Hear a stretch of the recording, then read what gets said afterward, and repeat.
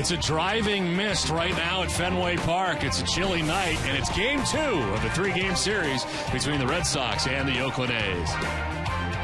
Hi again, everybody. I'm Don Orsillo, and welcome to Red Sox Baseball. Well, last year, the Red Sox were very impressive offensively, leading in nearly every category offensively last year, despite not going to the postseason. The Red Sox tweaked their lineup a little bit this year, and this April has been terrific for the Red Sox. It comes to an end yesterday, and what a month it was. Boston finishes the season, their first month ranked near at the top of the American League in numerous offensive categories. They lead the league in runs and doubles and are second in average, hits, and slugging percentage. The Red Sox lead the majors with 7 games where they scored at least 10 runs. They have 4 players with at least 15 RBIs and 3 hitting better than 300. Jerry Remy is still under the weather, so Hall of Famer Peter Gammons joins us tonight. And Peter, tonight it is Felix Doubront on the mound. Your thoughts on his development so far at the major league level? Don, I think he's been one of the better surprises of the first month of the season. I mean, the Red Sox had no idea going into spring training what to expect. He had an off year last year. He was hurt a lot. But, I mean, he's had 4 starts, 22 innings, 22 strikeouts. He's only had 1 game where he's allowed more than 3 runs. His stuff has been there. 94 miles an hour. He's now throwing arm side away from right-handed hitters, change-up, curveball. The consistency has to improve. He has to be able to get through a lineup 3 or 4 times. But the makings are there. And having Doubront and left-handed in a division where you have to have left-handed starting pitching will be very important. Yeah, he'll take on the Oakland A's tonight on a rainy night from Fenway Park. He'll be dodging the raindrops. We're back with more right after this.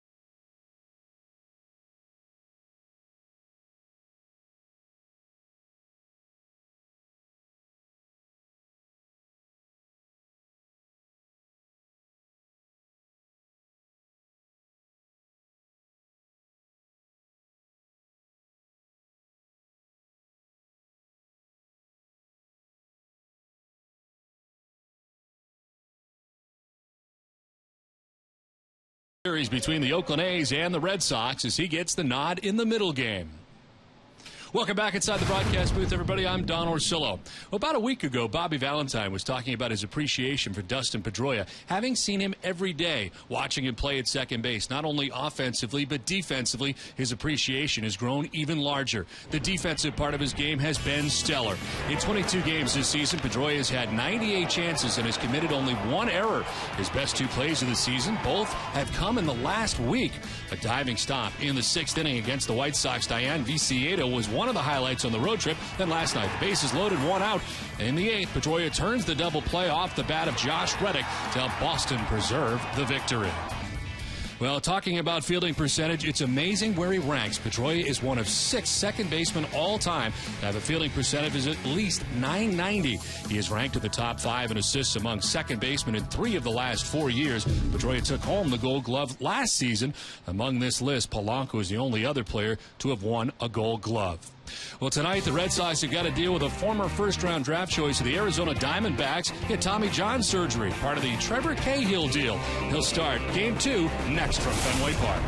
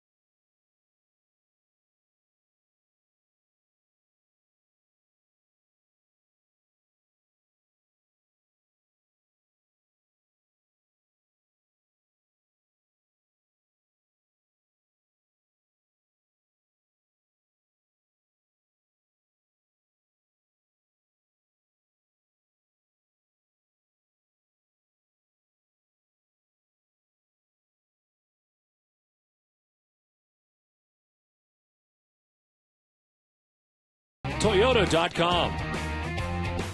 By Dunkin' Donuts. Subaru of New England. Southwest Airlines.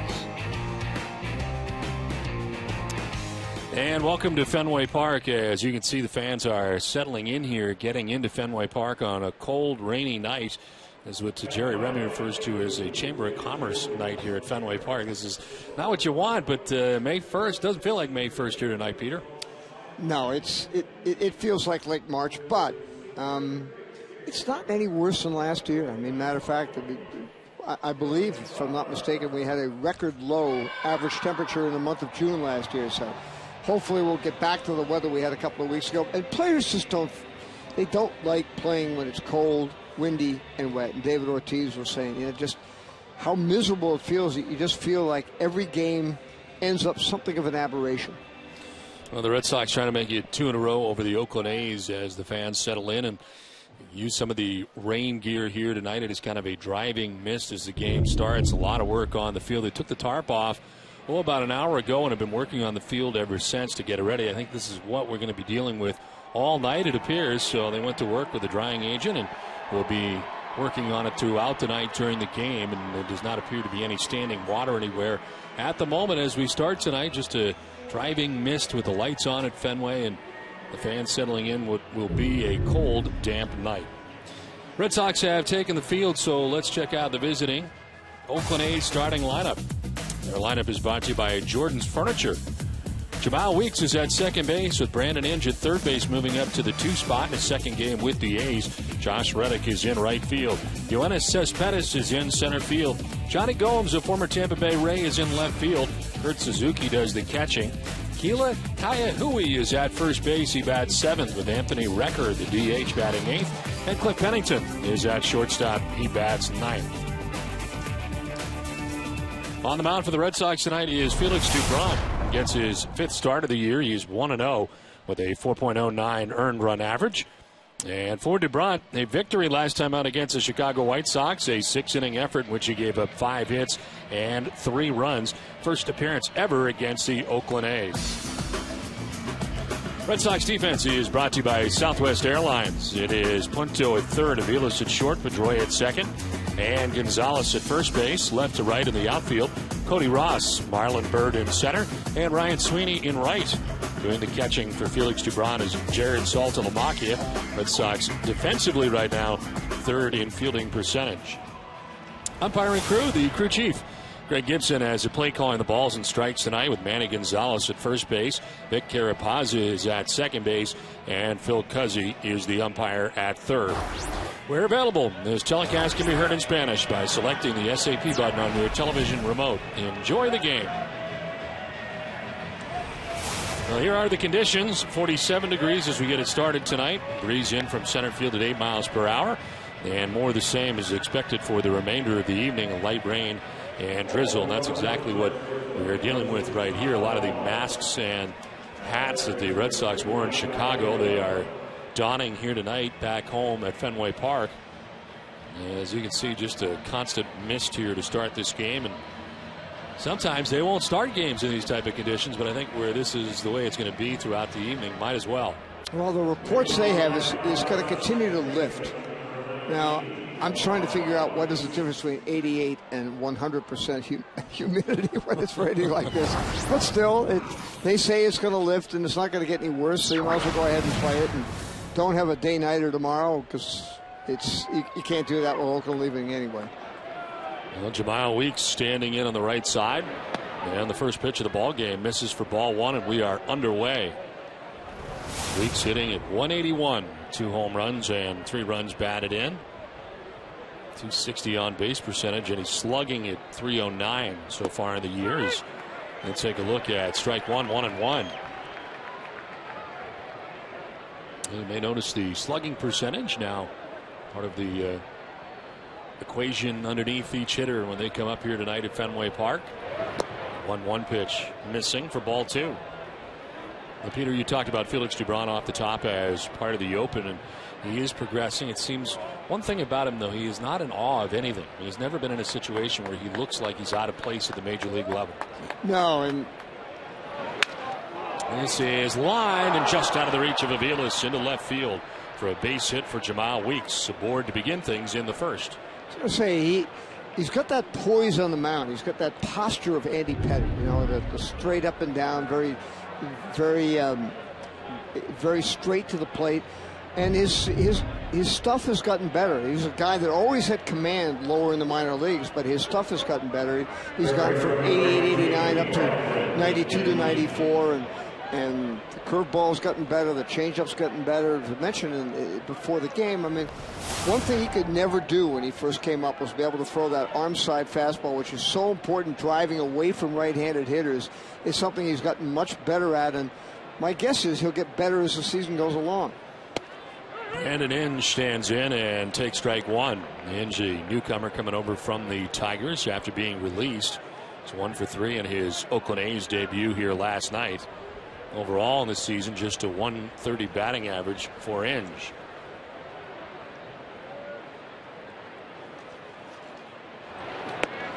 That'll drop in there for strike 2, and it's 0-2. Good breaking ball from Felix Dubron. Going to look at his curveball.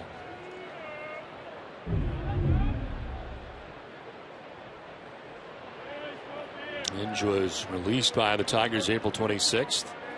Signed yesterday by the A's and right in the lineup right away, and he strikes out. So Felix Dubron with his first K of the game. Curveball to the fastball to get him. Going in there at 93 miles an hour, and it seemed to freeze Brandon Inge. Absolutely. And I think the curveball set him up there a little bit. 1 on 1 out for Josh Reddick. Returned to Fenway Park last night for the first time in opponent's uniform and hit a home run here last night, his 4th of the year. Average at 277, and this will get away from Saltalamacchia, so Weeks will move up to second base.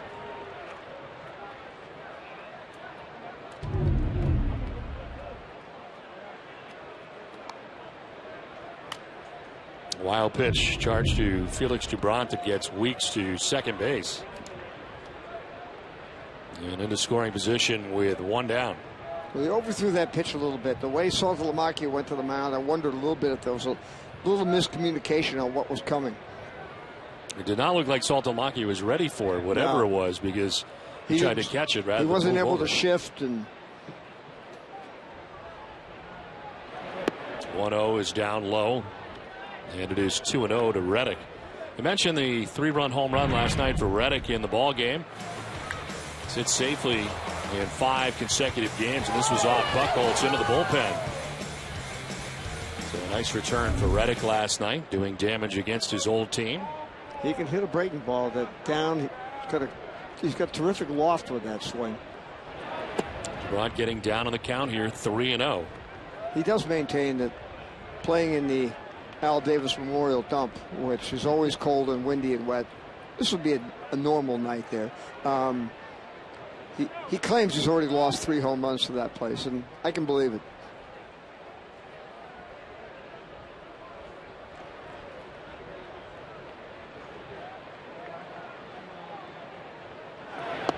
That's in there for a strike. Reddick taking all the way, and he has been batting 3rd in the order for the Oakland A's. Our team that has not hit a great deal. We talked about it last night. The A's come into tonight's action with a 209 batting average as a team. That is the lowest in the majors. Next is the San Diego Padres, who hit at 215 as a club. It's ball 4, and Dubron walks Josh Reddick. Josh has gotten his 2nd and 3rd walks of the year here. It's 2 nights. So 2 on, 1 away, and Saltalamacchia out to talk to Felix Dubron.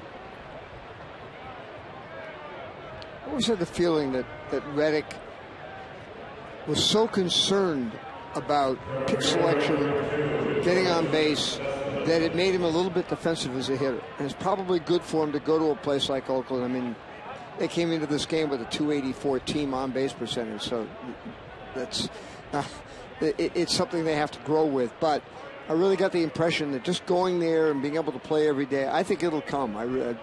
Because he's got tremendous skill set. As does this guy. Yoenis Cespedes takes a pitch down low for ball 1.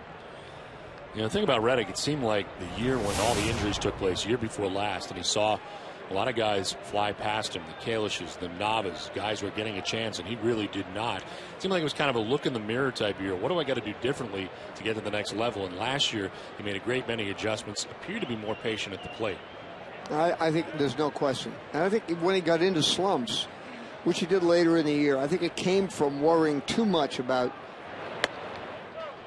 am I chasing too many pitches out of the strike zone? And he has to be aggressive. That's his nature. Just as defensively, he's so aggressive and being able to charge balls and throw like an infielder.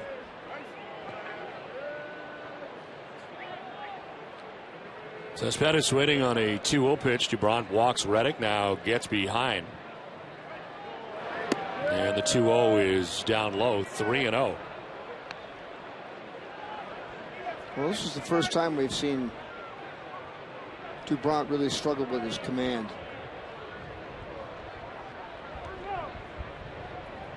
I think maybe they're a little surprised. I think Cespedes has shown them something here. He had a great at bat last night against Tozawa, and he's not just a wild swinger. He's learning in a hurry and with tremendous skill.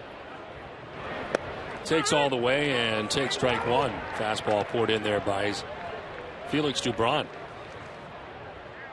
Cespedes on this current road trip 3 for 17, hitting 176. He was better at home. 318 average at home in Oakland. We're heading out on the road trip for the A's. Spent 8 seasons in Cuba. Bluff towards second as Weeks diving back to the bag safely.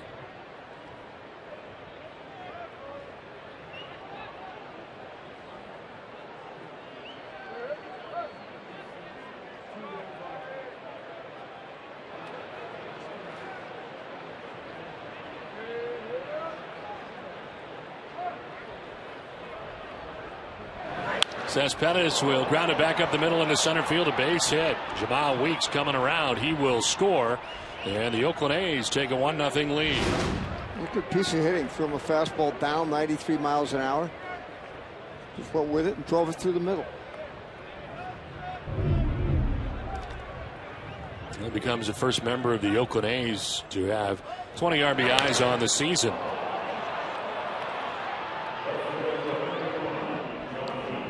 Sixth player overall in the American League with at least 20 RBIs.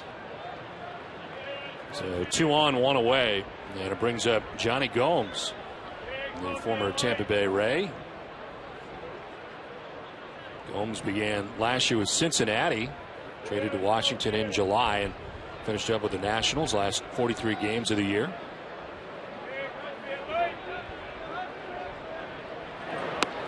And Gomes takes strike one. 216 average so far, 4 homers and 7 runs batted in.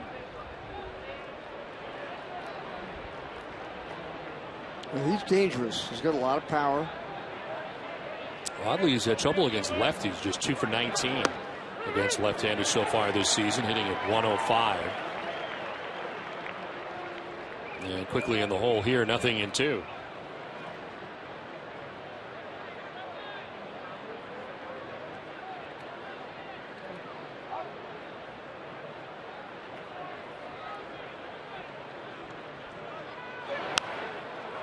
Popped up foul, back and out of play.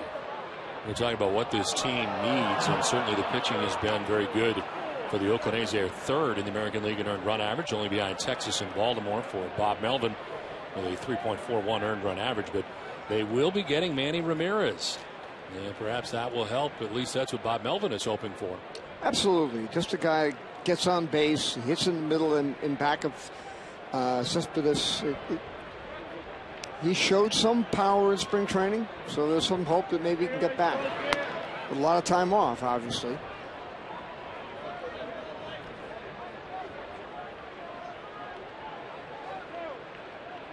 Be interesting to see Manny motivated, which is something at times that has not been part of his game and his career. But to be motivated to come back after sitting out the year last year virtually. Well, he's motivated to start making money again. I mean, he's only going to make but he's going to make prorated if he plays the rest of the season. After he comes back, all the A's pay him is $307,000, which is less than any rookie in the team. So that's motivation to have a good year and come back and see if he can find a job with somebody else. Now, the fact that Abreu and Guerrero and Matsui and players and Damon had so much trouble finding jobs tell you that DH is not a position that's going to make a lot of money unless you're David Ortiz. 1-2 is a swing and a miss. 94-mile-an-hour fastball. Gomes strikes out, and Felix Dubron gets his second K. That's a very good fastball. Really good life on it. So 2 down here in the first inning, 2 on, and Kurt Suzuki coming up. Suzuki hitting at .228, no homers and 8 runs batted in. We were talking before the game about draft choices and how some things work out for organizations and how organizations would look different if perhaps a draft pick here or there. People who don't think the draft is important, and believe me, there are a lot of owners and CEO types that don't understand it. 2004, the Red Sox didn't have a first-round pick. They had the 65th to 60th, and the A's had the 67th pick. The Red Sox needed a catcher. Everybody loved Kurt Suzuki, but David Chad and all the scouting department went with their hearts and just said, Dustin Pedroia is special. They took Pedroia. Next year, the A's were picking 21st. The Red Sox were picking 23rd. The A's wanted Trevor Crowe, who went to Cleveland with the 14th pick. And it came down to 2 Falmouth Commodore teammates, either Cliff Pennington or Jacoby Ellsbury. Think about the Red Sox without Ellsbury and Pedroia. I like Pennington. I like Suzuki. A little difference. Swing and a miss as Suzuki behind that fastball that all of a sudden is working now for Dubron. And he jumps ahead here 1-2. Blow that one by Suzuki. Again, getting that arm side down and away, because the curveball, a changeup, get guys thinking one way, and then being able to throw that fast, drive it down in the strike zone away from the right-handed hitter. 2 on and 2 down. The 1-2 is just a little bit inside. Red Sox thought they had strike 3. As Felix jumped off the mound and stepped towards the dugout for Saltalamacchia as Seward ends up. And should have been strike 3. Stolen base for Josh Reddick, who takes third, and Cespedes remains at first base.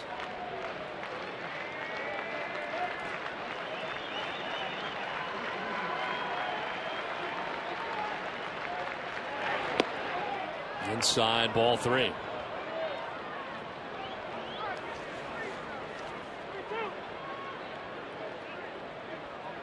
Suzuki over the last 6 games hitting at .350 after hitting at just .186 over the first 16 games of the year. Has always hit well against the Red Sox. A .325 batting average against Boston, including .338 average here at Fenway Park. And there's 4 career home runs here at Fenway.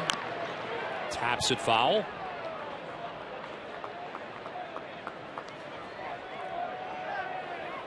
Well, the 30th pitch of this first inning is coming up here for Felix Dubron.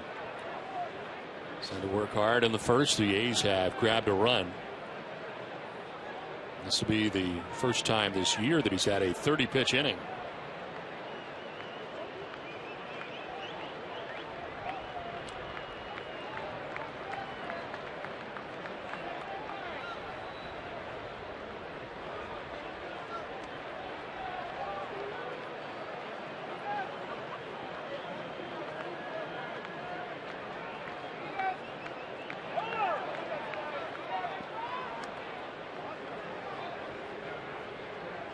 Suzuki last year in 134 games hit .237. His batting average was a career low last year.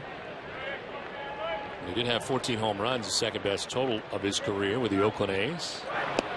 Strikes out looking. LeBron ends up striking out the side, but the A's get a run. Red Sox coming up.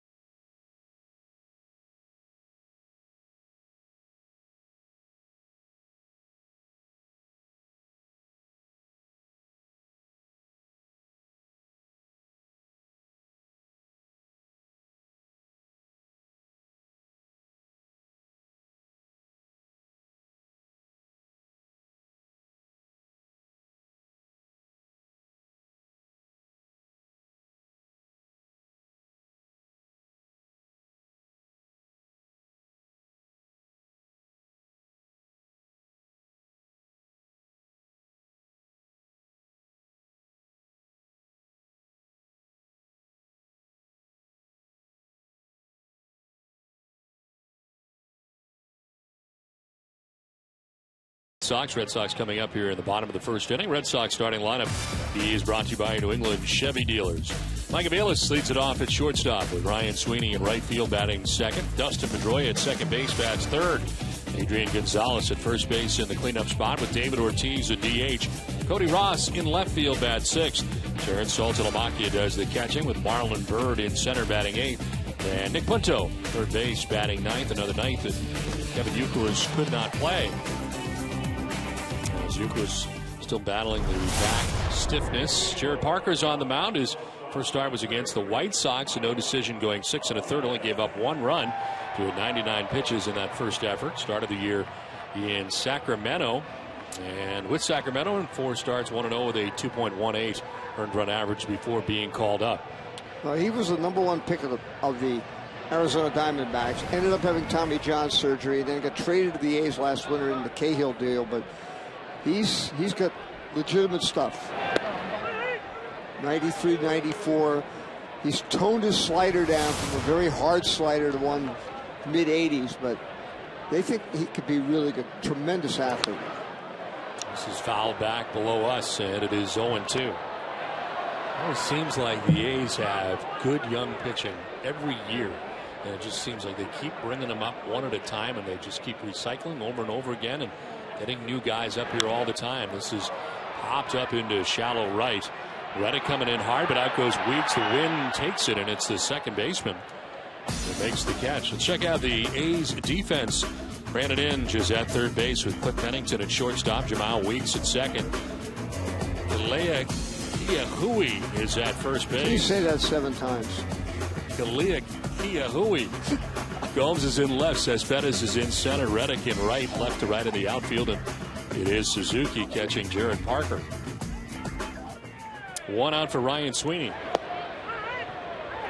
But it is amazing. The Oakland A's pitching every year. They do a great job getting young pitchers out of other organizations. Gonzalez and Anderson were both out of other organizations, and I mean, obviously Parker is out. They do a very good job scouting. I mean, and when the Bailey deal was being made, the guy Billy Beane really wanted was Felix Dubron. And then Sweeney gets hit, former Oakland A, and he was hit by a pitch. Sewer got him. Nowhere to go really, and just below the knee or on the knee. On a night like this, that could be pretty painful.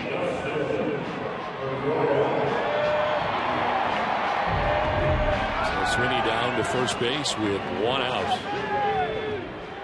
And it brings up Dustin Pedroia batting out of the number 3 spot. Pedroia hitting it .301, 3 homers and 7 runs batted in.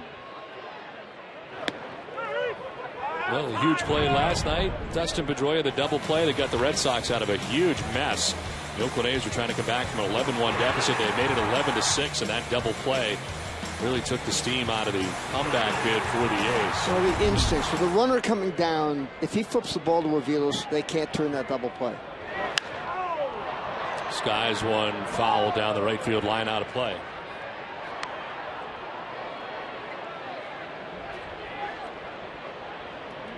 And I thought, I like what Bobby Valentine said after the game. I mean, you have to see him play every day to realize how good he is. I mean, you can't come in one day a week or one day a month or whatever, or just watch a couple of games on TV. You have to watch all the instinctive things he does. Down to the count, 0-2. And Bobby Valentine was very impressed with that play last night. Couldn't have come at a better time. His appreciation for Dustin on the way off. Yeah, that was a great little moment there.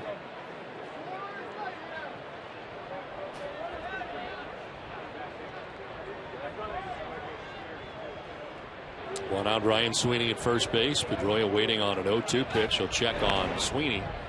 He was back to the bag.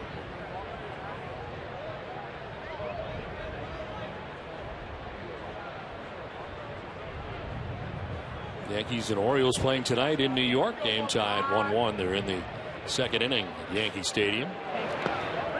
As Pedroia takes ball 1. But see, this is how good homestands get made. Jake Arrieta, Baltimore's best pitcher, is going to pitch tomorrow night. Will not pitch in the series this weekend. Brian Mattis is pitching tonight. Will pitch on Sunday. He's gone 14 starts without a win. He's also gone 14 starts without a 1-2-3 inning. That's amazing. It's hard to do. 1-2. He tried to hold up. It goes around, according to Greg Gibson. And Pedroia strikes out, second out here of the first inning. That was a good pitch. 95 miles an hour, right on the knees, down and away.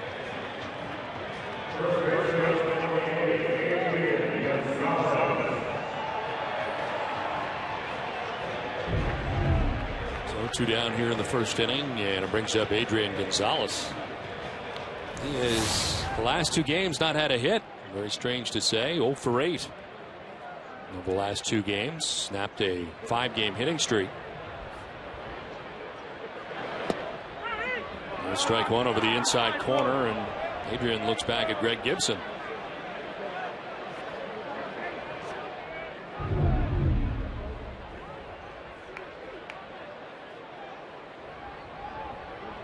I think Adrian thought that was a little low.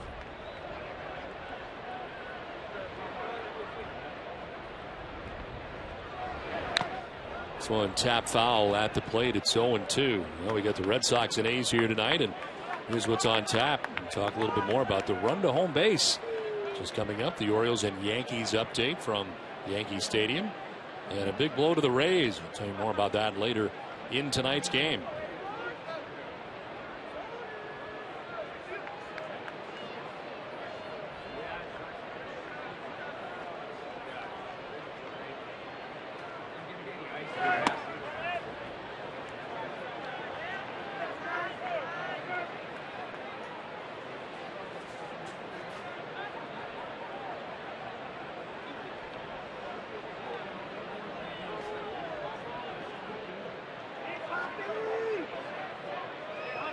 Hunter takes off. The 1-2 chopped to first as Diahui back to the bag and tags it to end the inning. So out of the first inning is Parker unscathed. The A's have a 1-0 lead.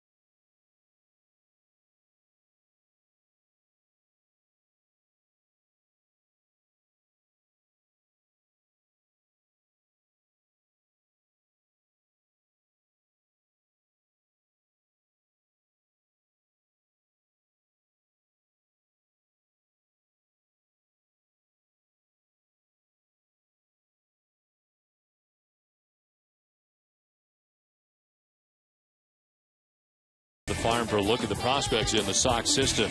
Tune in Thursday night at 6:30 when the Paw Sox visit the Toledo Mud Hens to see the Stars of tomorrow play today here on NESN. Spent a lot of time in Toledo, so the Mud Hens a lot. They have a brand new stadium though over the last few years, so I'm sure it's not Ned Skeldon Stadium that used to be there, one of the older AAA ballparks around. Tony Clark and others played there. I love some of those old minor league parks, you know.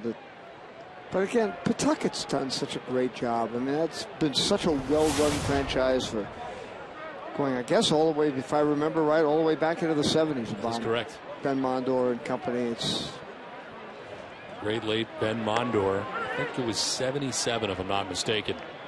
I think it was the year after. I can't remember the name of the previous owner, but They were so cheap, they only had 5 batting helmets. Things changed a lot. As a swing and a miss is the call. As it is a strike to Kalea Kaiahui. Kaiahui hits a .289. No homers and 2 runs batted in. Kaiahui getting his first start of the series. And he lines one down the right field line. It is a fair ball. He'll jump up into the seats for a ground rule double. And he'll stand at second base with a double to begin things here in the second inning.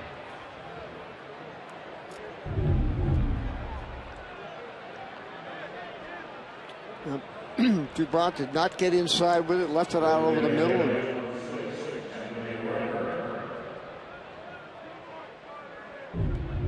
Mr. K, as I like to call him, did say to me this afternoon, I will give you something to talk about. I said, do I have to pronounce your name? Kaiahui is at second base with nobody out here in the second inning. And Anthony Recker checked into the game last night, pinch hitting, as he takes strike one. Recker is the DH in tonight's game and took over for Kurt Suzuki and behind the dish. .273 average for Recker. No homers and no runs batted in.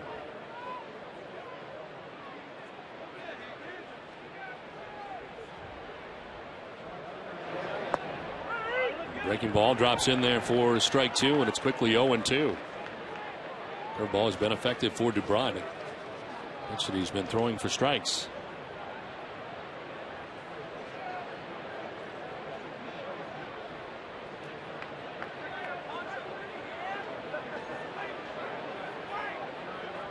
Kaiahui gets his lead off second base. Here's an 0-2. That's fouled off to the right. Protecting the plate is Recker.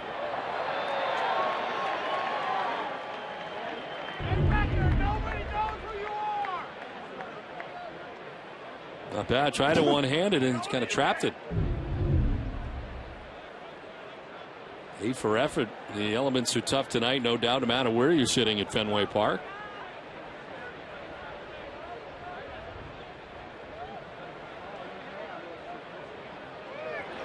No 2 is just inside, 1-2. See where this ended up. Looked to be pretty close.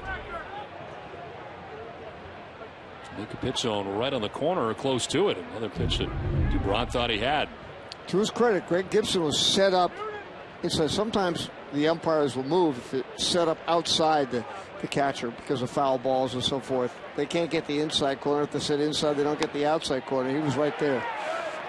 And Dubron able to strike out Recker and pick up his 4th K. He's leading the staff in strikeouts, and he's adding to it now. There's his 4th strikeout of the night. Good changeup.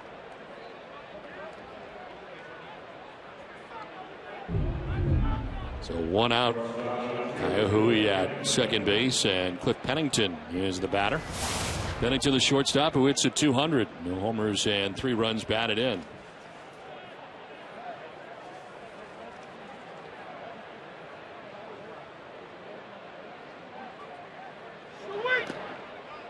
Pennington has started every game but 1 so far for the Oakland A's. Last year finished the year hitting at .264 in 148 games last year. Career highs in hits with 136 and home runs. I didn't mean to demean him with that comparison to Ellsbury. Jacoby could have been the MVP. That's all. Pennington is a good shortstop. He's a decent hitter. Got a great arm. Kaiahui takes off for third base. The throw is not in time. Looked like the throw beat him, but he missed the tag. Punto put the tag down, and Phil Cuzzy's explaining what happened because it looked like the ball got there ahead of Kaiahui, but he gets in with a stolen base. Throw is there, but is the tag? Well, it looks like it is. He's out. That was missed by Cuzzy, it appears. Punto had plenty of time to get the tag down, and it looks like he did.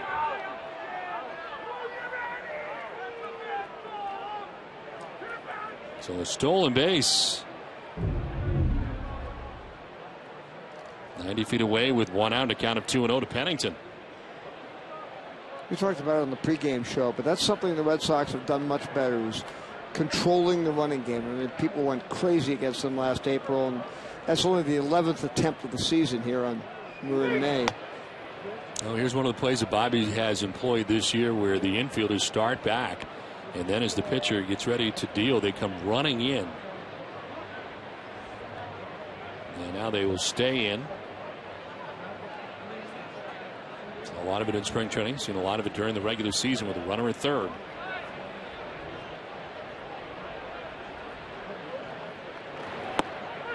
There's a strike over the inside corner. 3-1. DeBron had to throw 30 pitches in the first inning, and now is up to a total of 42 through an inning and a third.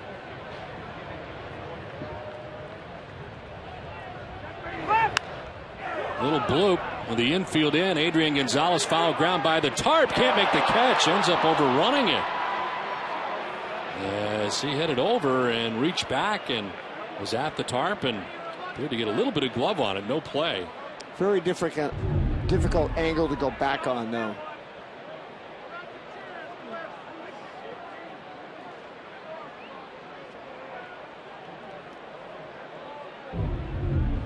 Again, the infield was in, so he had to go a long way to get there. And count full now, 3-2 to Cliff Pennington.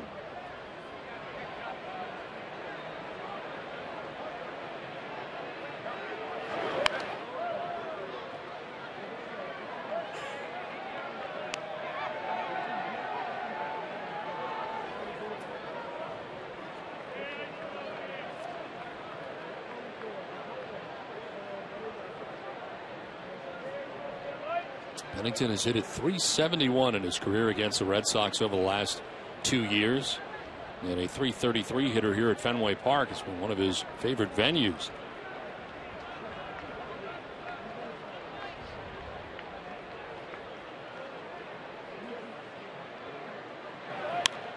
In the air to shallow left. In comes Cody Ross. He will make the catch as staying at third base is Kaihui. He remains there.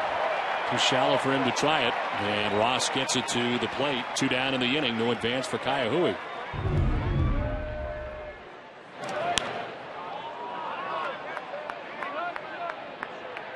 Fastball in the middle of the plate, but it had good life at 94.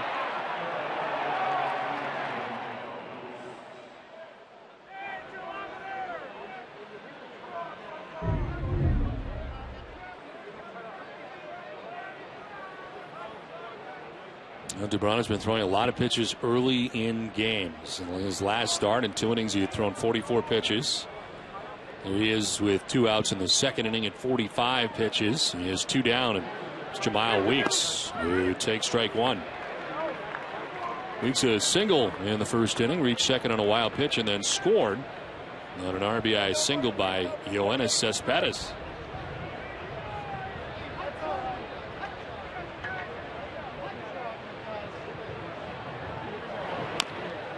Chop down the third baseline. Punto on a foul ball. Fires across to first. It is a foul ball. The indication by Greg Gibson. Input umpire's call.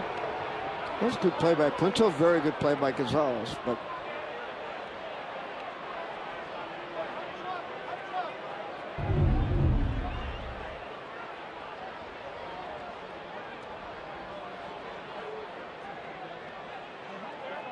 rules that Punto plays it in foul ground, and it is the home plate umpire's call until it reaches the bag. Gibson getting a look right down the line. Looking at Punto and Ross and Gonzalez, one thinks that at the Red Sox store they'll soon have the Red Sox Iditarod everywhere. Well, it started in Chicago and it's carried over here to Boston, returning home. Case here. Going into the Iditarod, you can get the official Red Sox Iditarod equipment. I would think Cody Ross, who was the most bundled up in Chicago, would have been used to these conditions in San Francisco. It get pretty chilly there.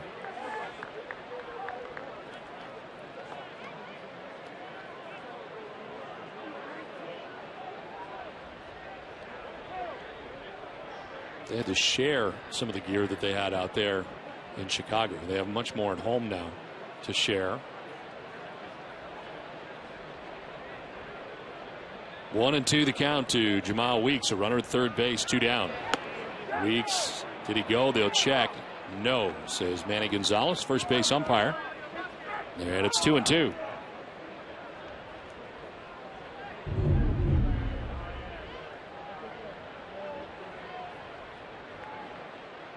Weeks able to hold up. Had a base hit back in the first inning and broke up a string of 0 for his last 12. Iahui at third base as Weeks with a swing and a miss strikes out. 5 strikeouts for Felix Dubron. They lead Iahui at third base. It's 1-0 Oakland.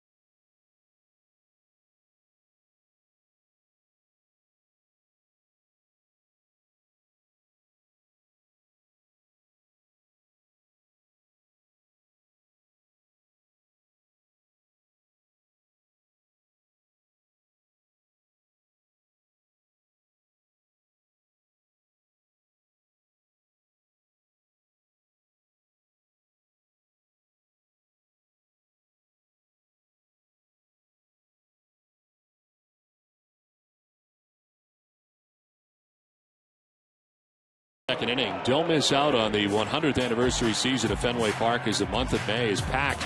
Great matchups. Tomorrow night, come watch the Sox take on the Oakland A's. Action continues this weekend as the Red Sox battle the Baltimore Orioles. And later this month, the Seattle Mariners visit Fenway Park on May 14th and 15th. Get your tickets now for these great matchups at redsox.com/tickets. I mentioned missing Jake Arrieta. As it now sets up, they're going to miss Felix Hernandez. They'd be very upset about that. Yes, I can imagine. It is David Ortiz, who's not missed much lately. Had a great night here last night, and he's probably sad to see April go. An incredible April for David Ortiz. Big Poppy, 405, 6 home runs, and 20 runs batted in as the calendar turns to May the 1st. Strike over the outside corner. Well, last night, 2 home runs for David Ortiz, his 5th and 6th home runs of the season. One into the bullpen, the next heads into the bullpen and takes Josh Reddick with it. As he fouls it off to the left and out of play. 3rd in slugging percentage in the majors. Behind only Matt Kemp and Josh Hamilton. How about the start for Matt Kemp? It's amazing. His swing is so perfect now. And all it is, center, right center. I mean, he understands exactly who he is and what he is. I mean, is he a legitimate candidate for Triple Crown? Is that something you could imagine?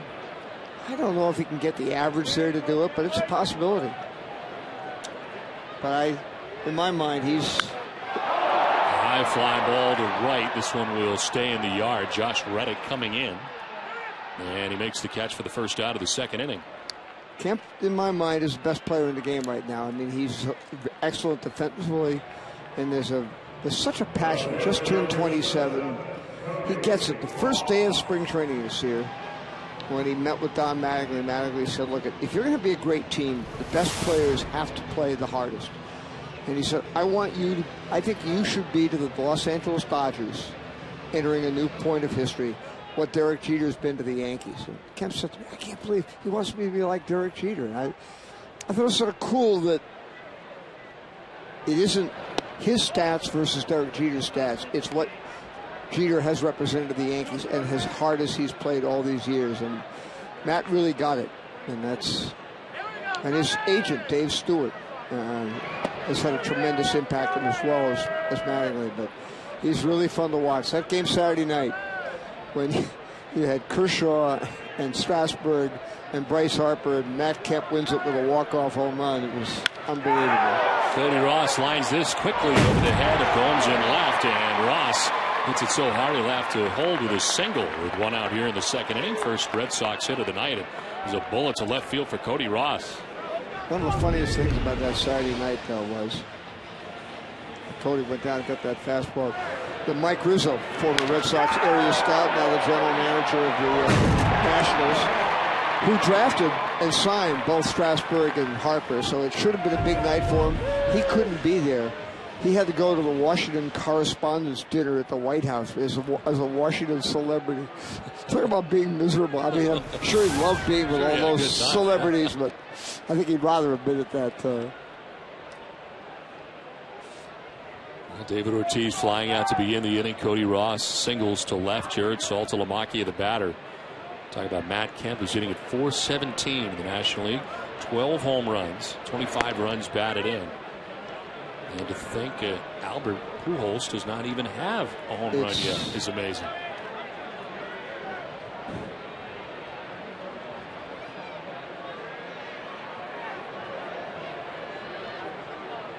A 1-2 Saltalamacchia.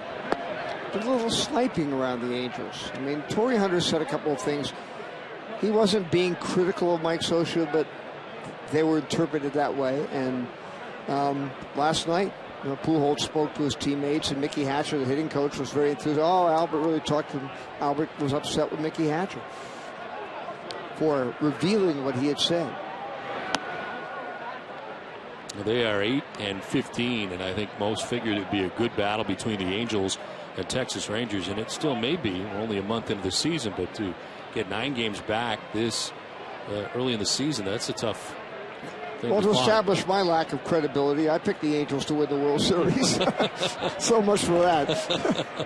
That was a long way to go. You never know. Things can turn around. Yeah, look at the Cardinals. Yeah, well, they made the playoffs the last day of the season. They end up winning the World Series. They were 9 out in August 1st, too. 2-1 is sent foul back to the screen. That reminds you of the Colorado Rockies, who went on a 21 out of 23 run in September to get the one-game playoff against Adrian Gonzalez's Padres. And, of course, they get in. They get to the World Series and lose it to the Red Sox in 07. But nevertheless, an incredible run in September. With Clint Hurdle at the time. Absolutely. That was an amazing run that they had.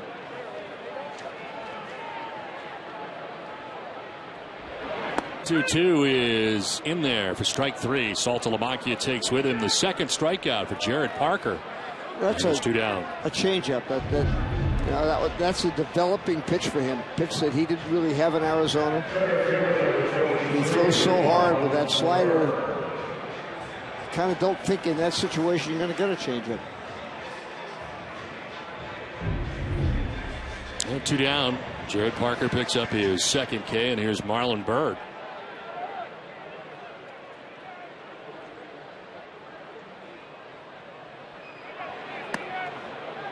Byrd, part of our key matchup, brought to you by our New England Honda dealers. 316 average against the Oakland A's in his career. And it's been a good fit here for Marlon Byrd and the Red Sox. He's coming over from the Chicago Cubs. He was just 3 for 43 at the time of the trade.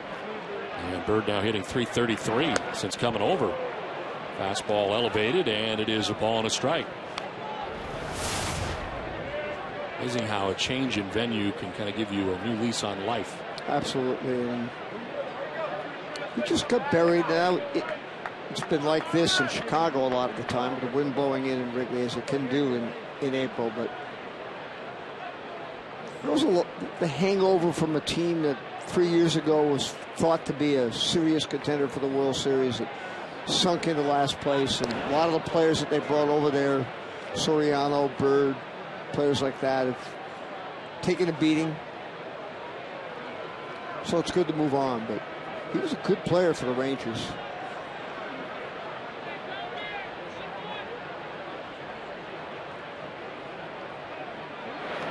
This will bounce in, knocked down by the catcher, Kurt Suzuki. That was a slider. He just pinched a little tight.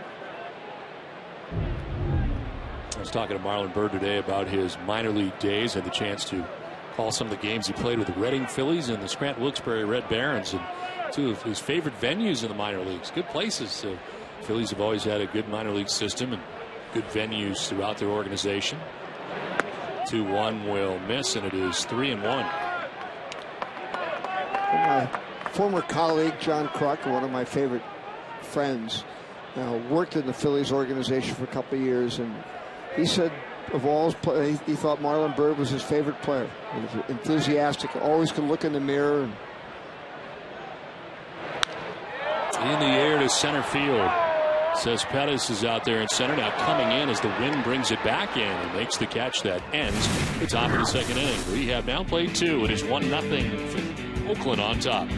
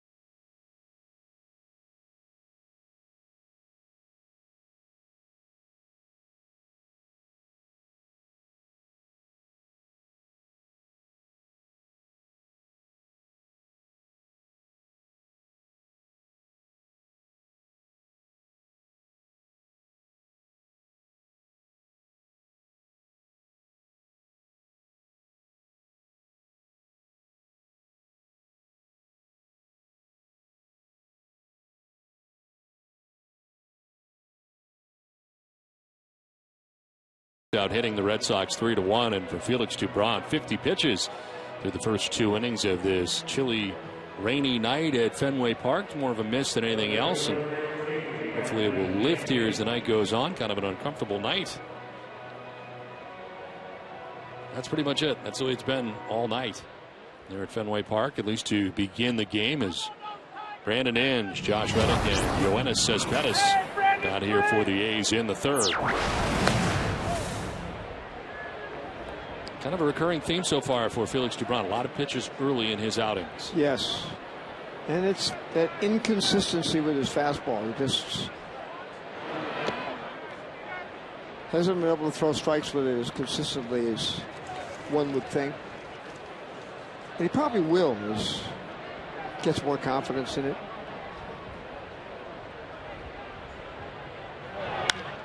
Two-0 pitch is driven to right field, sending Sweeney back. Gets there to make the catch for the first out of the third inning, and let's check in with Jenny Dell.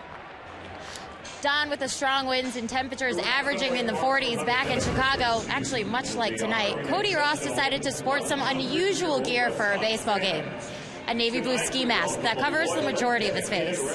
It's a little chilly. Kind of wanted to bring it back out just because we won. That was the only reason. But I get a lot of flack for it. Jeez. Please. Everyone's like, wait till you feel Boston in October. Man, July in San Francisco is colder than anywhere. So I don't want to hear it. Even a cold few nights can't stop Ross's hot bat. Don, he has 18 RBI in 20 games. All right, Jenny. Well, Cody Ross has been a pleasure to be around so far here with the Red Sox. A great guy, and has really started very well in a Red Sox uniform. He has. He's been a pleasant guy to be around in Florida and in San Francisco. I mean, that's just his nature. And Very underrated player.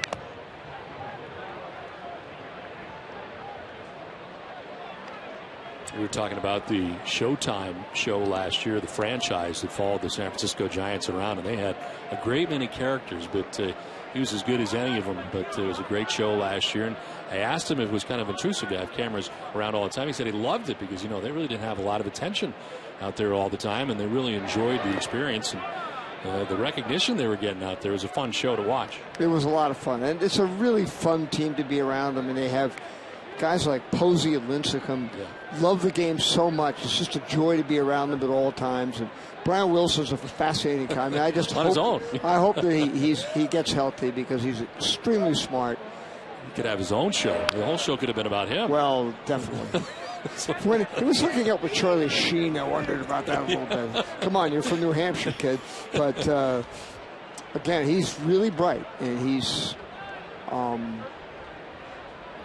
almost hyper competitive, you know, and there's a little anger and fire in him that's pretty unusual. 2-2 is in there for strike three. Another strikeout for Dubron. Pitch count is high, but he's striking people out. That's 6 Ks now for Dubron. 28 strikeouts and 24 2/3 innings on the season. Nothing down the middle, working the corners, and on the fastball, able to strike out Reddick. So 2 down here in the 3rd inning, and it brings up Yoenis Cespedes, who was driven in the game's only run. A single to center field in the 1st that scores Jamal Weeks. Well, all of us here at Nesson and the Red Sox want to send get well speedy recovery wishes to Linda Garoso of Methuen, who is recovering from surgery. We understand part of her rehab plan is to watch the Sox games on Nesson with her mom, Helen. Wish Linda all the best and a speedy recovery. Absolutely. 2 outs here in the 3rd inning, 5 in a row. Retired by Felix Dubron, and Cespedes is quickly down 0-2.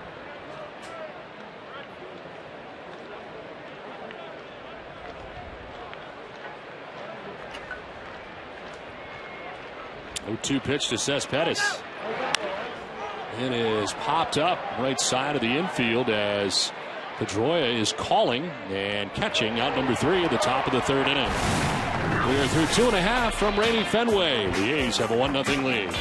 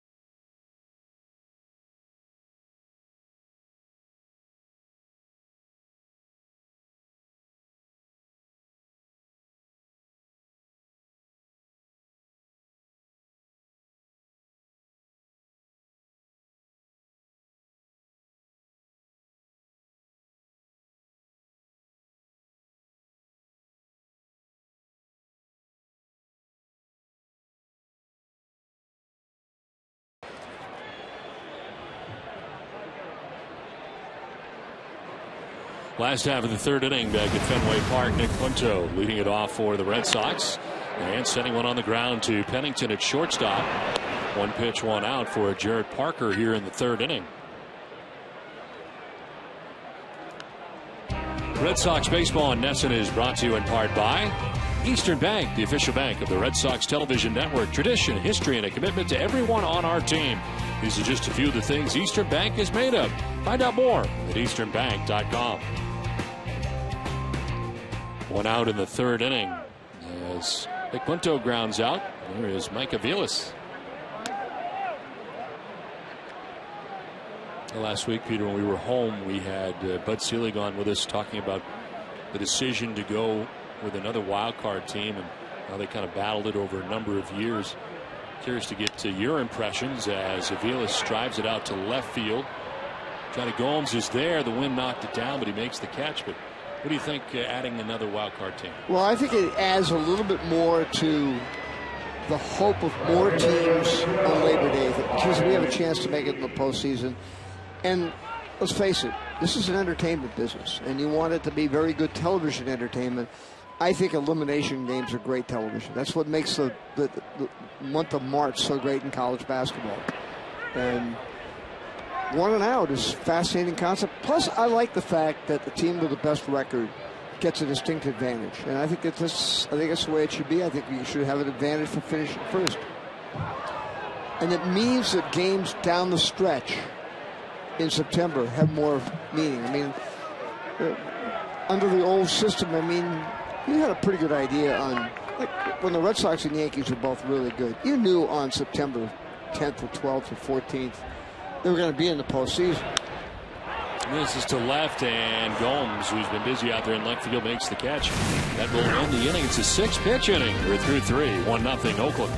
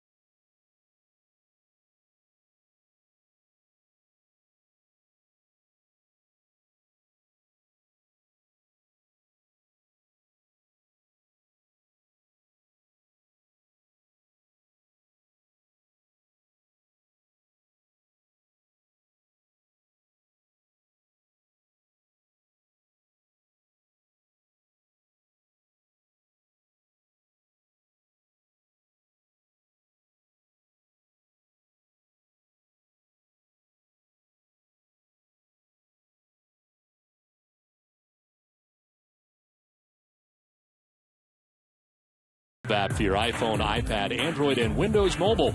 For live audio, pitch tracking, video highlights, and more. Text at-bat to 31826 or visit redsox.com for details. We roll into the 4th inning from Fenway Park, and Felix Doubront trailing 1-0 to the Oakland A's. And deal with Johnny Gomes, Kurt Suzuki, and Keila Kaiahui here in the 4th inning. Peter, we were talking about the wild card edition, and one more wild card will be added to each league. And you know, you think about the trade deadline, how many teams will think that they are in it in the trade deadline? That will change that process. I think it will change it. I think it will change it dramatically. It will be more difficult to make deals in the last week of July, because it's really hard today with the money out there and the amount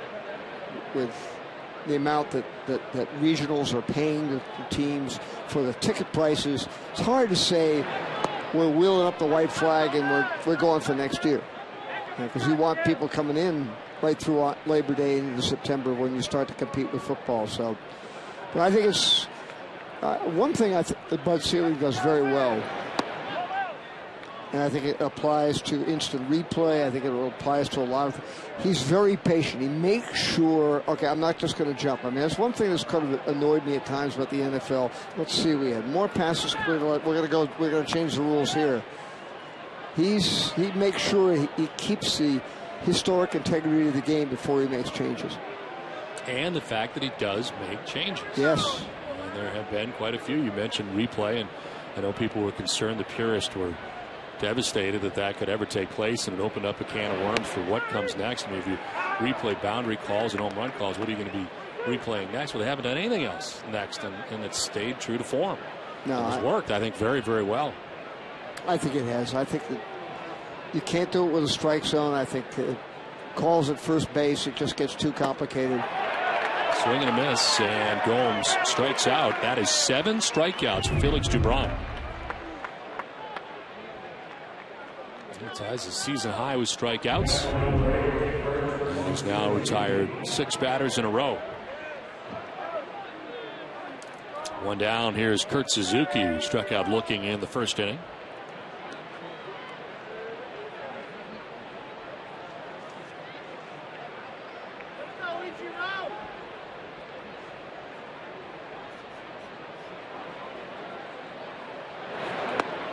Suzuki takes strike 1. A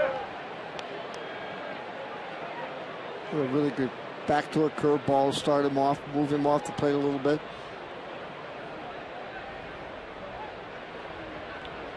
'70th pitch, and it is lined. It is caught on a hop by Aviles, turns and fires, and it'll be late.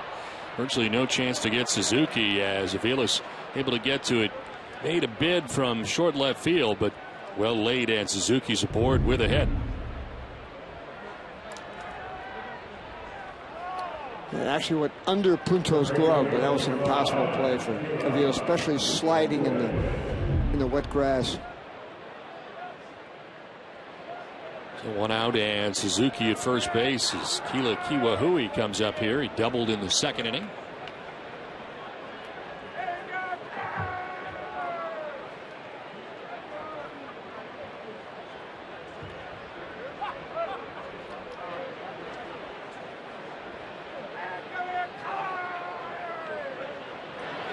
Kiwahui takes one outside. He had doubled his first time up. Time for him in Kansas City in 2008, 2010, and last year. Played 23 games for the Kansas City Royals. It's a 15th round pick of the Kansas City Royals from Honolulu, Hawaii.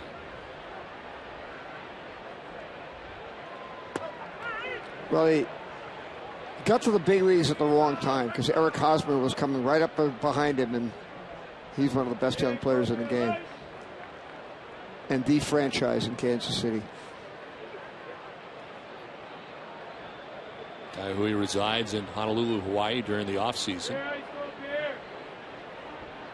His father, Kayla, spent 11 years in the minor leagues with the Pirates, Cardinals, Padres, and White Sox organizations. And his brother, Kayla Jr., played in the minors with the Red Sox back in 2003. Wow. Atlanta's organization, Oakland and Colorado as well. So comes from a family of baseball players. 1-1 pitch misses, and it's ball 2.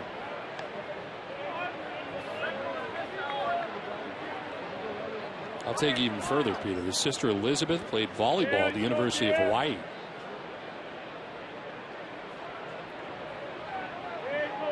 Throwing stuff at you, you clearly this family tree is fascinating to me. I was waiting for he's a third cousin of Shane Victorino. So flying Hawaiian. Maybe Benny Agbayani, another famous Hawaiian who played, of course, for Bobby Valentine. He was known as Hawaiian Punch. And he was with the Mets, part of the 2000 team that went to the World Series and the Subway Series, losing to the Yankees. You mentioned that outfield. Jay Payton was in it. Timo Perez.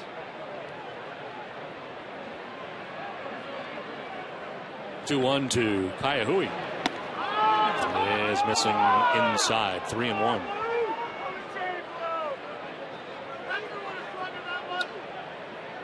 5 years ago, I was invited to speak to the baseball banquet at the University of Hawaii. I took them up on it.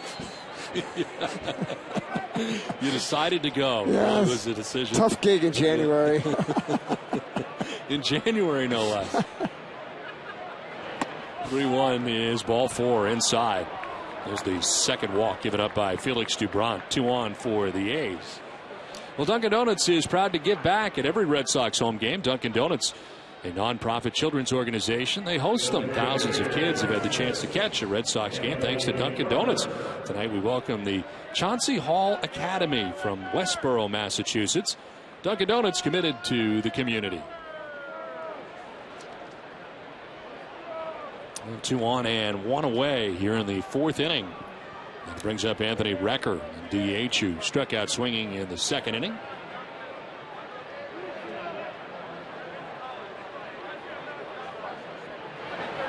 Swing and a miss for strike 1.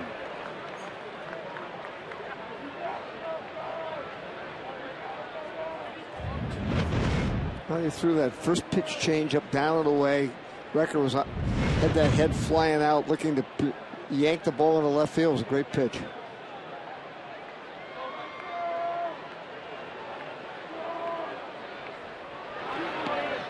This one kind of clanks off Saltalamacchia.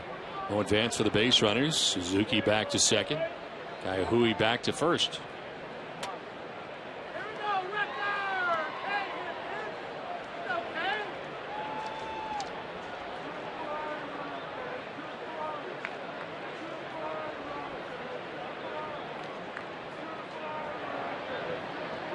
There are 2 Hawaiians on the bases right now. Did you know that? No. Kurt Suzuki was born in Wailuka, Hawaii, and he is at second base. Pitch is outside. Although he grew up and resides in Torrance, California, Southern California.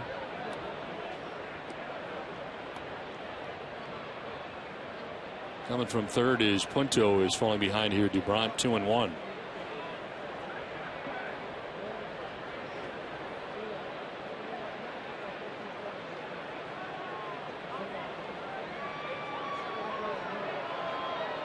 When Suzuki, we're getting out of control here, but when Suzuki joined the Oakland A's, he was the 4th Hawaiian-born player to play for the Athletics, joining Shane Comine, Ron Darling, and Len Sakata.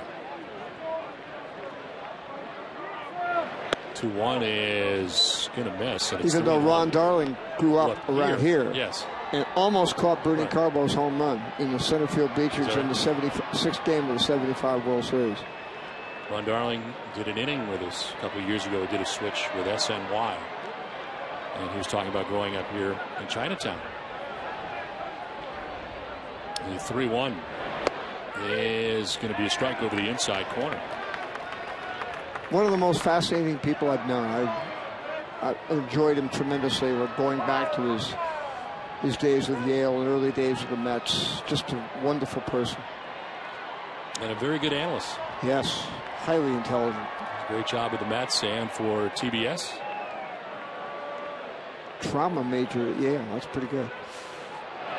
3-2 is grounded down the third baseline, foul.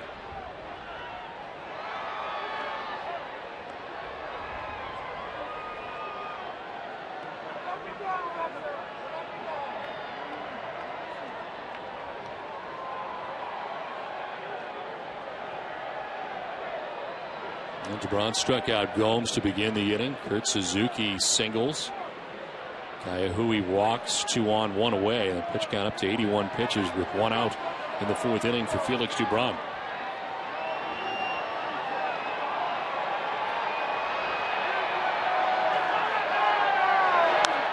Popped up, foul ground. Adrian Gonzalez over by the camera pit and won't have a play. Well, tomorrow the guys have seen historic runs in Celtics history. Breakdown Game 2 on the Dennis and Callahan Morning Show. Can the Celtics earn a win without Rondo? Listen tomorrow morning starting right here on Nesson and on 93.7 FM. 1 out, 2 on. Anthony Recker batting, a full count.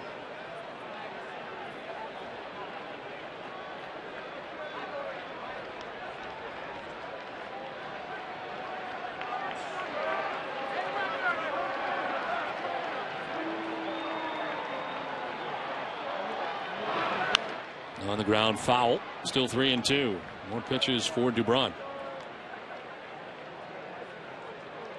It appeared, Peter, that Dubront really won the job during spring training by the way he pitched. You know, heading into spring, we were talking so much during Red Sox Hot Stove Live all winter. Who's going to be the fifth starter? Who's going to be the fifth starter?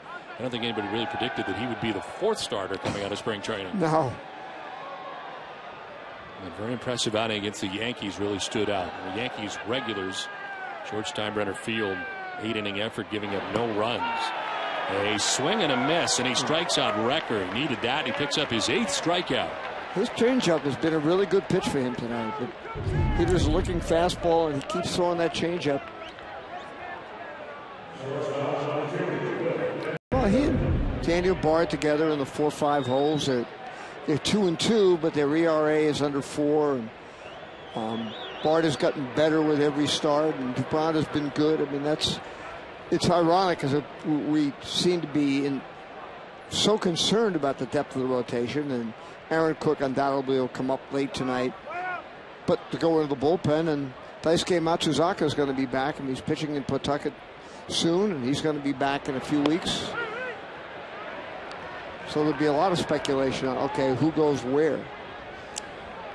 You saw the pitching line for Dubront, brought to you by Ace Ticket. He's got 8 strikeouts. That matches season high for a Red Sox starter. Josh Beckett over the weekend had 8 Ks in Chicago.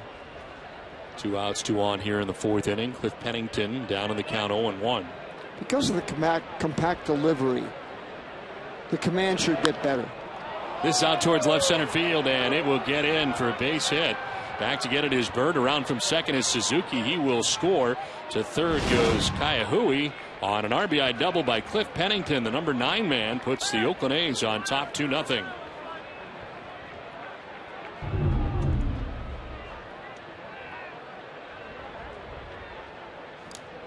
Well, Pennington did a nice job getting his hands in position to hit a ball in on him.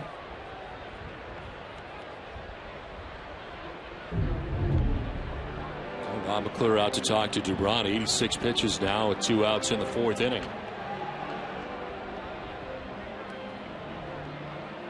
It's time now for tonight's AT&T trivia question. Who is the only American League team David Ortiz has never had a multi-home run game against? I'll have the answer for you a little bit later.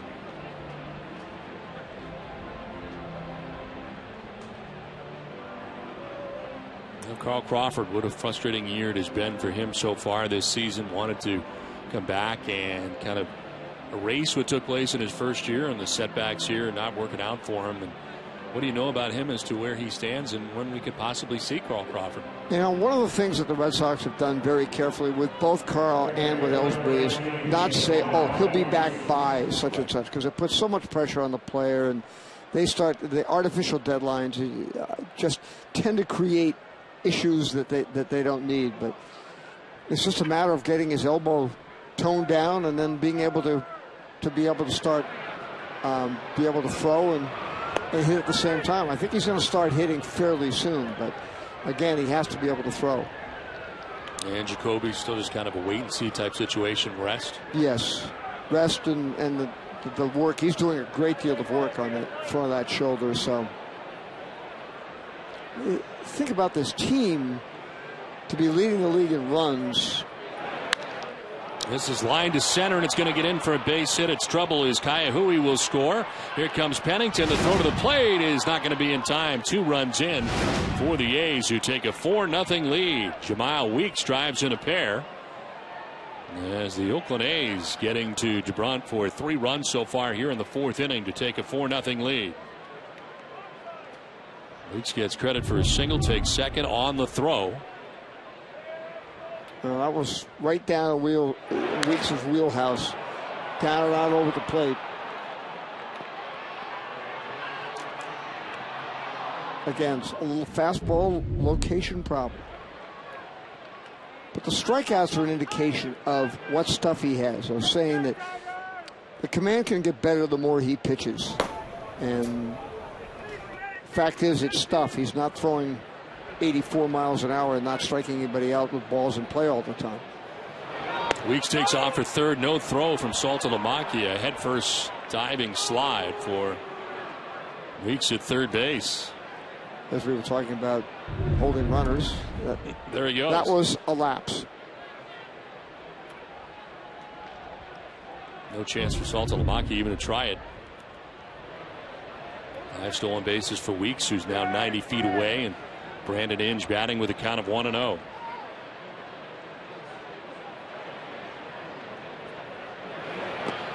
This will get away. Here comes Weeks, and the Oakland A's take a 5-0 lead.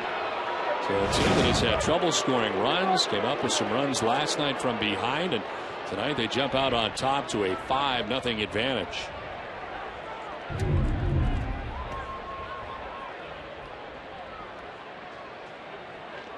Ball that Saltalamacchia tried to catch. Cannot block it. It gets by him, and Weeks scores. Salty looked like he got caught a little bit in between on that. Rather than shifting and blocking it, he tried to catch it. And Wild pitch charge to Dubront as Inge waits on a 2-0 and takes ball 3. Kind of a strange line for Felix Dubront on a night when he's got 8 strikeouts through 3 2/3 innings. And now trails in the game 5-0. There's a strike, 3-1.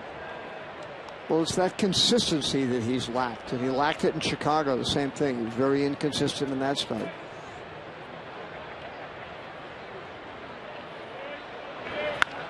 This is laced foul back into the seats.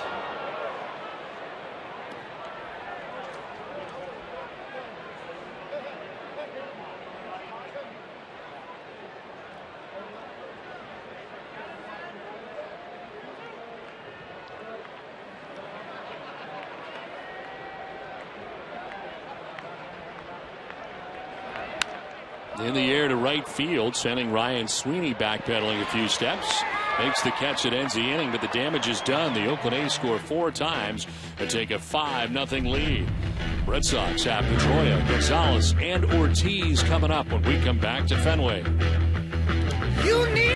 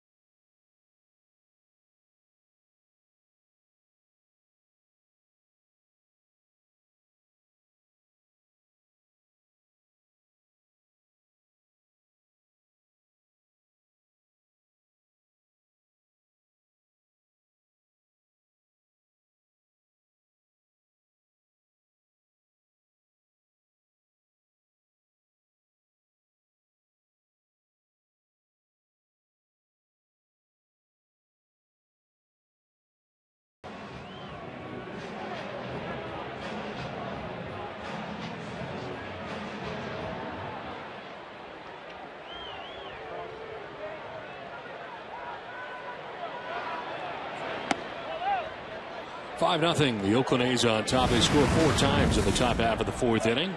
Jared Parker working here, having given up only 1 hit through the first 3 innings. Pedroia, Gonzalez, and Ortiz in the inning as that grabs the outside corner. Pedroia struck out swinging in the first inning. 1 of 2 Ks for Jared Parker tonight.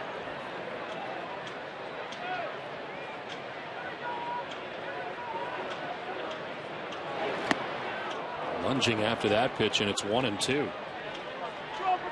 That's a third really good changeup he's thrown in this game. When he came over in the deal from Arizona, one of the things they said, well, fastball, hard slider, he's going to have to be able to learn a little bit off-tempo stuff, and he's done a good job of it. Pedroia goes the other way into right field for a base hit. Red Sox have work to do, and Pedroia gets it started here in the 4th inning with a base hit to right.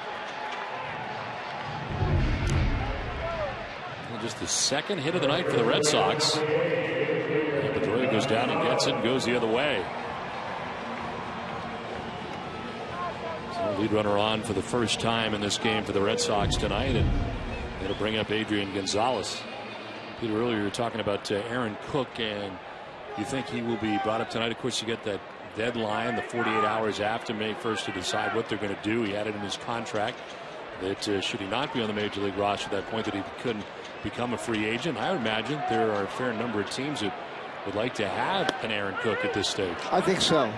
I think that's why. I mean, people have, I've seen it written that, well, he doesn't really want to come up as a reliever. That's not the deal. The deal is, if he's brought up, he's with the Red Sox, and they're going to put him in long relief for a while. He hasn't had great success as a reliever. I think he's had 32 appearances in his career and a 6.60 ERA as a reliever. But it'll be worth seeing. I mean, as a starter, I mean, he's pitching in the International League and doing a good job. Fact is, in his career, he's got lefties have hit .304 with an 819 OPS against him. So pitching in this division is a little bit different. Well, gets through Kurt Suzuki as Pedroia takes second base on a wild pitch. But it's certainly worth seeing. I mean, he may be able to come into a game like this and give you 3 or 4 innings, and they need a little bit more length in the bullpen at this point. So they're not going to just let any potential for starting pitching depth go. That's why you've got Matsuzaka coming. You have Aaron Cook. See what he can do in the American League East. How big a deal will it be for him to pitch out of the pen and get ready to come in?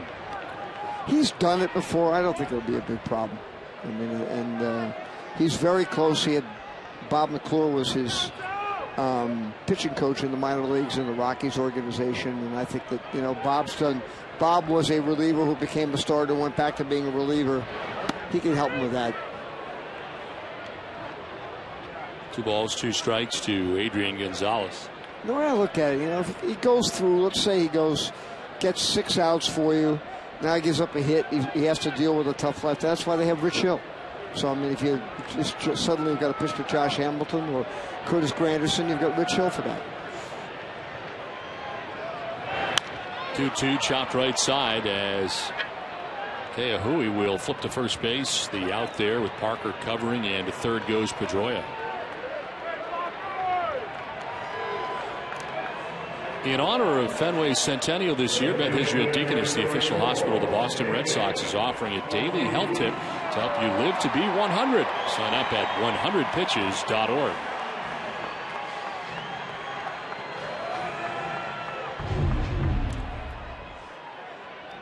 Pitch down low and hooking it over to the right side to move the runner along. Adrian Gonzalez as Pedroia takes third base. David Ortiz with the shift on. Weeks will go to first as a run will score. Pedroia in from third base. Red Sox get their first run of the night. David Ortiz will pick up his 21st RBI of the year. Impressed by the fact that Parker, after the wild pitch, moved Pedroia over to second, bore down. Two very good pitches down in the zone. 2 very good left-handed hitters. 2 down for Cody Ross, who has one of the 2 Red Sox hits on the night. He singled a bullet, line drive to left. Hit so hard that he could only get a single off it as Gomes played it quickly off the wall.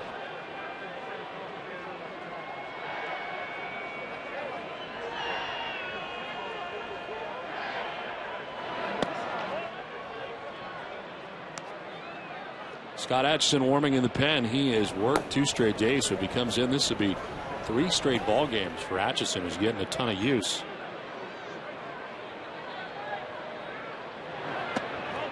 0 away, and it's 2-1, although they were not taxing outings, only thrown 15 pitches in the 2 games. We saw a lot of the bullpen last night, as it turned out. Yes, we did. I think Scott Atchison would pitch in 140 games if he had to. Well, I'll tell you this, I very much enjoy his pace when he comes into a game. Yes. Works very quickly.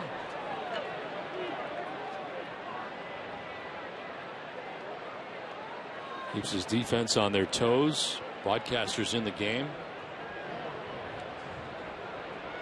One is important, one really isn't. 2-2. He is on the ground to third base, inch deep third. He's got a great arm. No problem getting it across to end the inning. The Red Sox get their first run of the game. We played 4. It's 5-1 Oakland.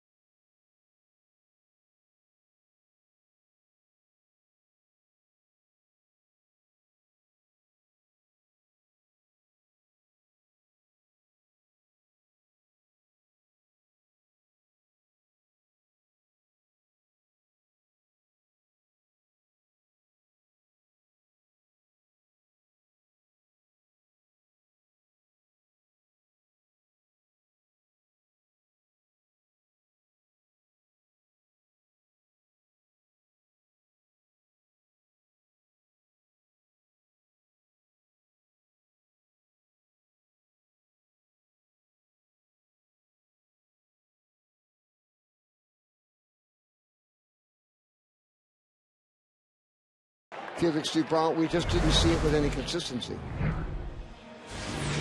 This call to the bullpen is brought to you by New England Ford dealers. As into the game comes Scott Atchison, mentioned his 3rd straight game that he has appeared in, and he takes over for Dubron after 4 innings. 10th appearance overall for Atchison. 1-0 record with a 2.19 earned run average. He's got 12 Ks and 12 1/3. And opponents hitting at .234 against Atchison. It is Josh Reddick to be followed by Yoenis Cespedes and Johnny Jones here in the 5th inning. Breaking ball in there for strike 1. Reddick has walked and struck out.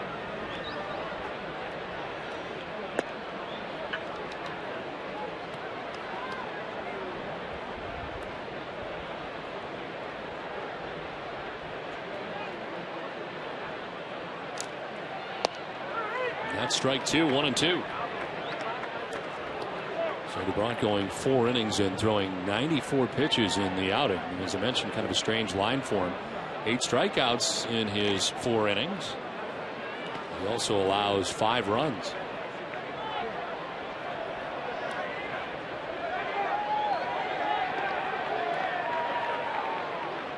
Four innings, 6 hits, 5 runs, 2 walks, 8 strikeouts for Dubron. On the hook, came in 1-0 into tonight's outing. Swing and a miss, and that one is by Reddick. There's strikeout number 1 for Atchison. 9th strikeout for Red Sox pitching, and we're only in the 5th. Cutter that time. Scott Atchison.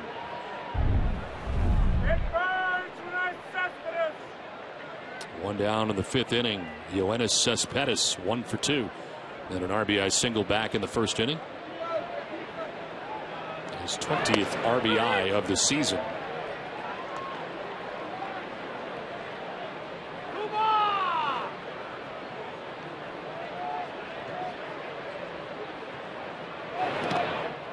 This will skip in, and it is 1-1.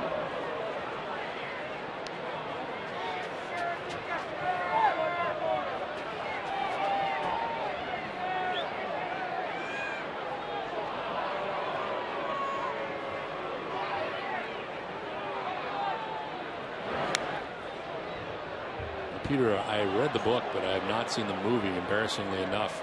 What's your thoughts on the Moneyball movie? I thought it was very good theater. It's a very well done movie. I mean, it's not. It wasn't factual. It's a fictional account of a historic period in baseball, but it was really well done. And it was fun. It's just great entertainment. Movies are movies. You know, they're not.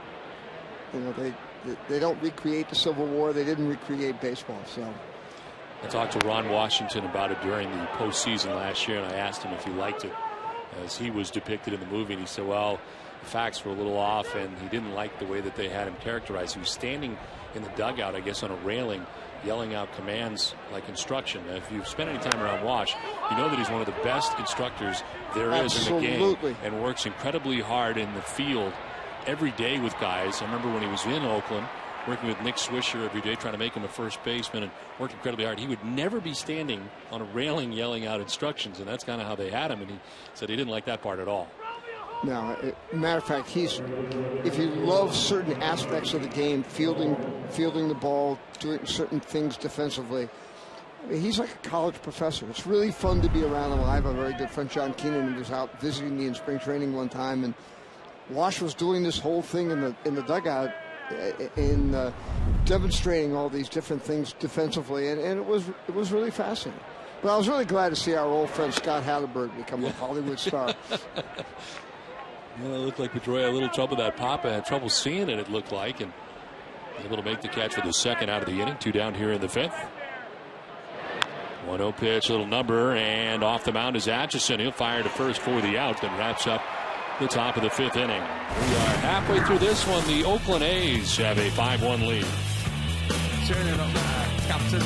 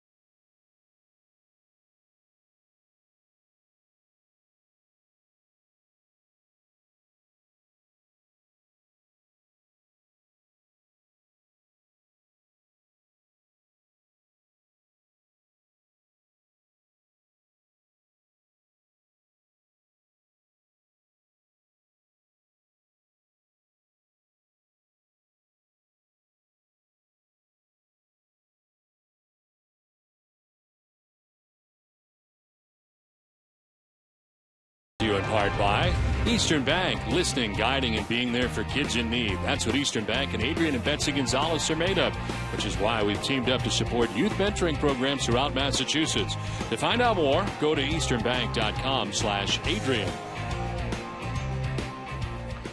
It's on to the home half of the 5th inning. It's 5-1. The Oakland A's, top of the Red Sox. Jared Saltalamacchia sends one back up the middle into center field.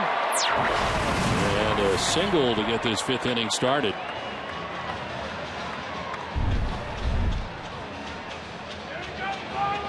jumping on that first pitch after he struck out looking in the second inning. Wasn't waiting around this time. No, he was just trying to cover the plate and make contact and get something started there. Did a pretty good job. That was a good running fastball down away from him.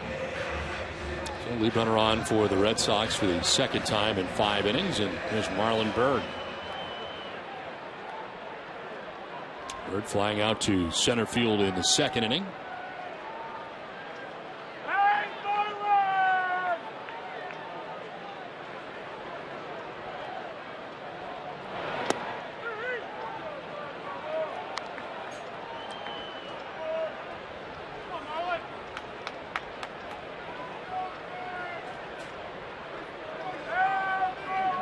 Center fielder Yoenis Cespedes over towards right center for a Bird to go the other way.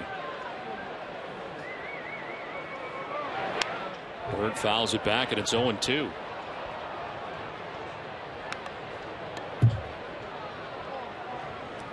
Looks like Parker has very good life on his fastball when he gets it up in the strike zone there. It's only 91, 92, but it really jumps.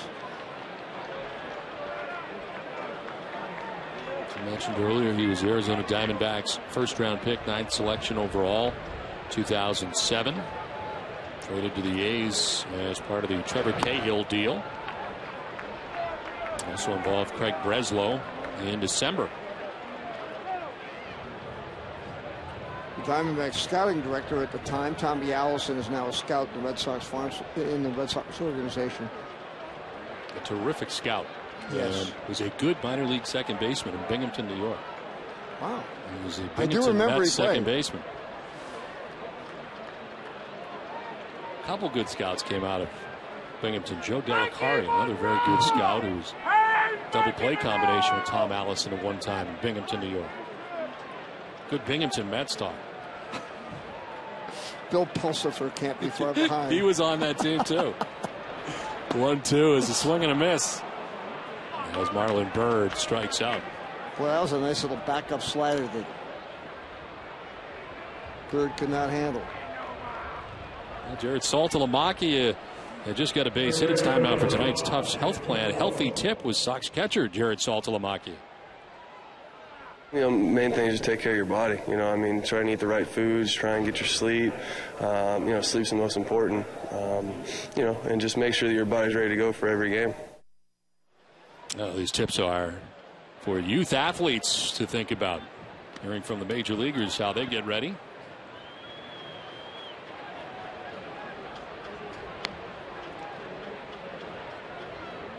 Hasn't always been that way. No. In baseball, it's gotten much better. When you went on the road in the old Tiger Stadium, they had this clubhouse guy named Rip Collins. Every night, the same spread: pizza and potato chips. Just what you need. A healthy athlete. Not part of your program. Well, it's amazing how good and in condition players come into spring training now. You think back to some years ago when players came to spring training to get into shape. Now it starts almost, a week or two after the season ends, getting ready for the next year.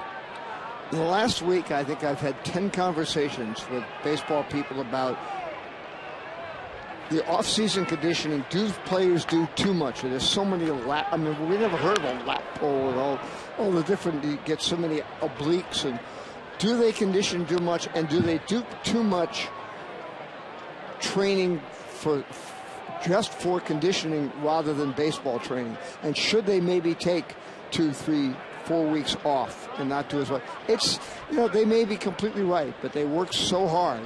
Some of them that.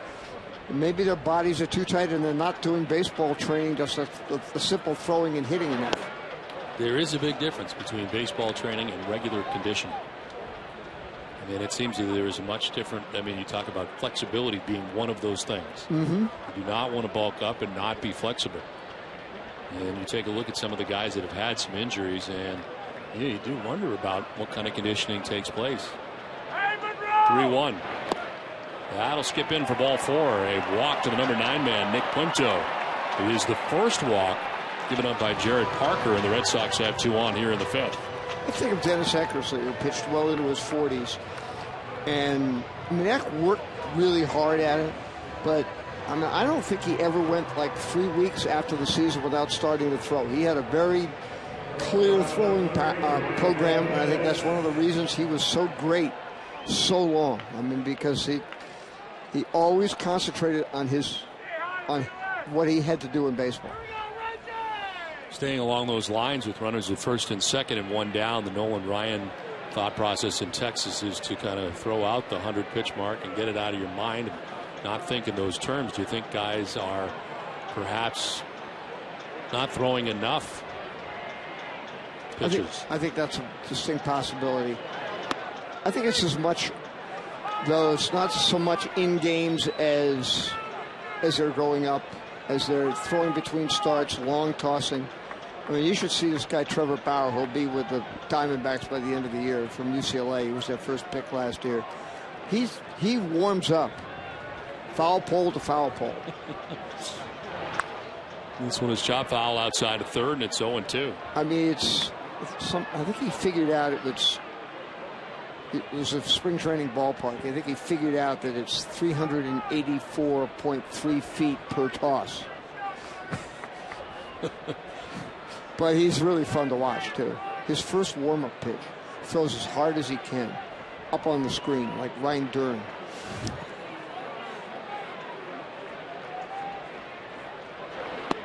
Mike Aviles takes strike three. He didn't think so. He thought it was away. 95-mile-an-hour fastball, and he becomes a fourth strikeout victim for Jared Parker. 2 down. Very well located, though. Down. That was an error.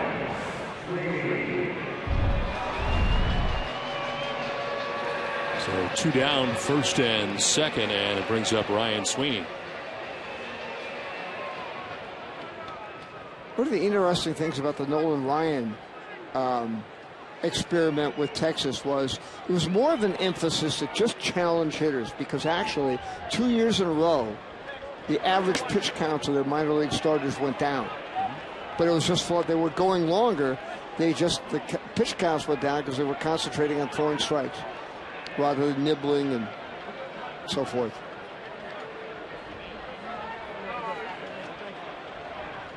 Well, 2 down, runners at first and second. Ryan Sweeney, who takes a pitch up high, and it is 2-0.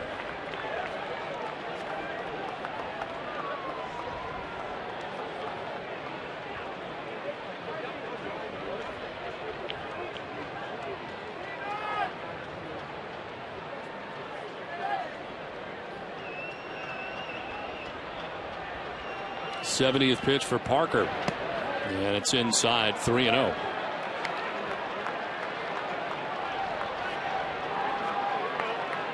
Red Sox been a little bit more patient in this inning. They've had mixed results. Bird struck out. Punto walked. A strikeout for Aviles looking. Now it's 3-0 to Ryan Sweeney. Parker gets a strike in there. It's 3-1.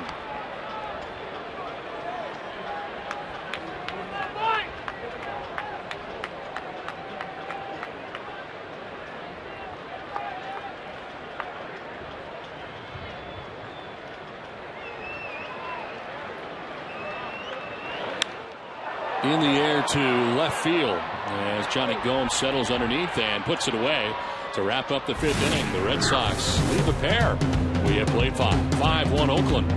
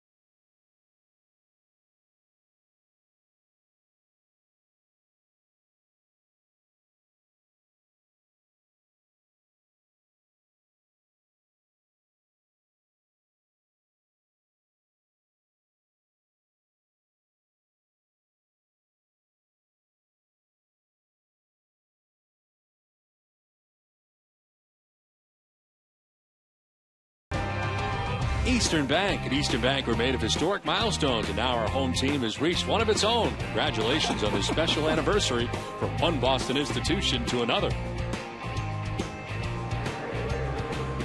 We head to the 6th inning back at Fenway Park, 5-1. The Oakland A's have the lead in this game.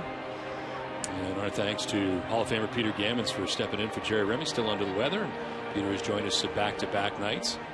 So you're in. See, I can come out of the bullpen on back-to-back nights. You can back-to-back. You're fresh. Everything's good. But not 3 in a row, though. Maybe, huh? I won't be here tomorrow. Okay, so not whenever else I'm needed, as I say, I am Stan Pappy to Jerry Remy. Well, the Red Sox need some runs as back to the mound goes Scott Atchison here to deal with the Oakland A's. And it'll work out to be 6, 7, and 8. Suzuki has struck out and had an infield hit.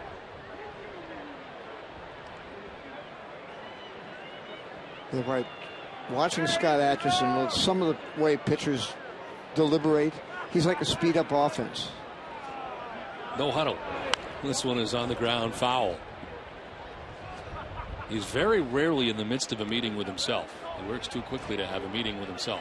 Which keeps coaches and catchers from going to the mound.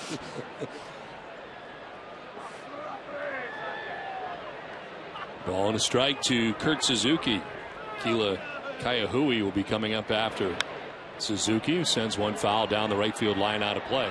I've long been a believer that one rule that should be established is that between all your coaches and your manager, but the manager and the pitching coach, between them they can make 2 visits to the mound a game without taking the pitcher out of the game.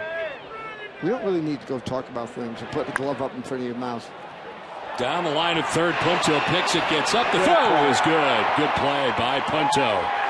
We get up in a hurry and get a lot on that throw and get Suzuki with plenty of time to spare. And a good diving play. Amazing how quickly he got up. Look at all the time he had as it turned out. 3 straight starts for him. Terrific first step. He made that really good play last night, on which was good on both ends because he bounced at the first base. Yes.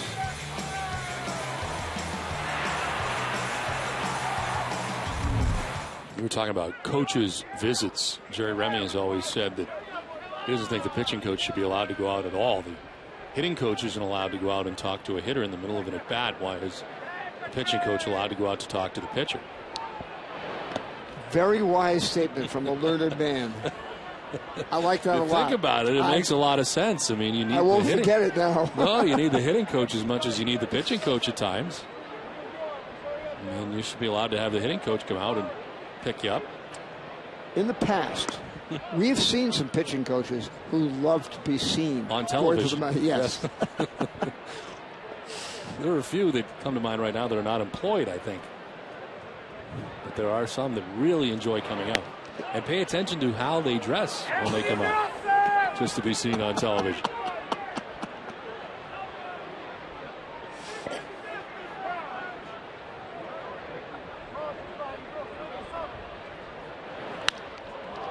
Lined into right field. Kaiahui with his 2nd hit of the game. 3rd time he's been on base. Let's check in with Jenny Dell. Don, on Sunday, May 20th, I will take part in the Run to Home Base event to help raise funds and support the troops coming home from the war and their families. Earlier today, Marine Sergeant Joe McGee gave us some insight on some of the hidden injuries our veterans suffer from. The signs and symptoms of PTSD and traumatic brain injuries, they actually take a lot of time to manifest. They don't manifest right away. They can, but it does take a little bit of time, and you know, there's just that one little thing that can be there that can, you know, trigger anything. And I think it's very important that we let our veterans know that are returning that they're not alone, and they're never by themselves, and they can ask for the help, and they deserve the help that they should actually get. The 2012 Run to Home Base is a special event that celebrates our military heroes and raises funds for the Red Sox Foundation and Mass General Hospital Home Base program, which serves the needs of veterans with combat stress and traumatic brain injury and their families. Join me for this very unique opportunity to run across the home plate at Fenway Park and help raise money for this incredible cause. For more information or to sign up, go to www.runtohomebase.org. Don? All right, thank you very much, Jenny. Great program. Looking forward to it, and good luck. 1-1 pitch is in there for strike 2 to Recker, who falls behind 1-2.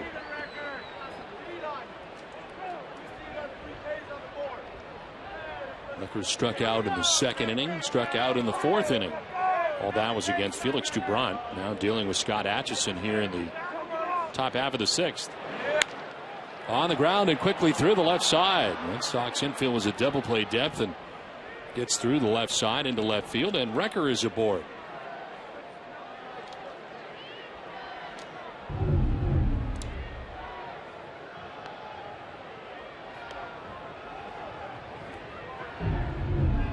So 2 on, 1 away, and that'll bring up Cliff Pennington. Pennington flied out to left in the second inning, double to drive in a run in the fourth inning. Fourth was the big inning for the A's. They scored 4 times.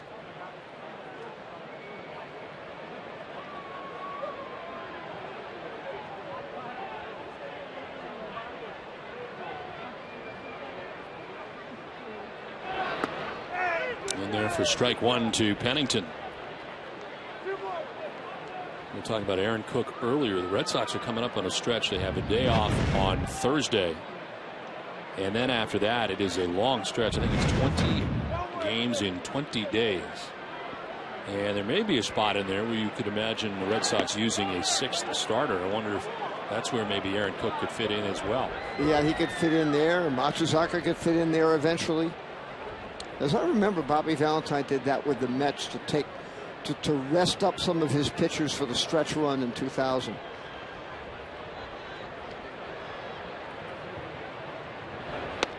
One is in there for strike 2, 1-2. Even though they're playing 12 out of 15 at home, you still have to end up going to Kansas City and then coming home at some insane hour in the morning and playing the Thursday night game against the Indians. So that would be an 8:10 Eastern Standard Time start time in Kansas City, and then home the next night against the Indians. And Johnny Damon. Johnny Damon will be in with the Cleveland Indians.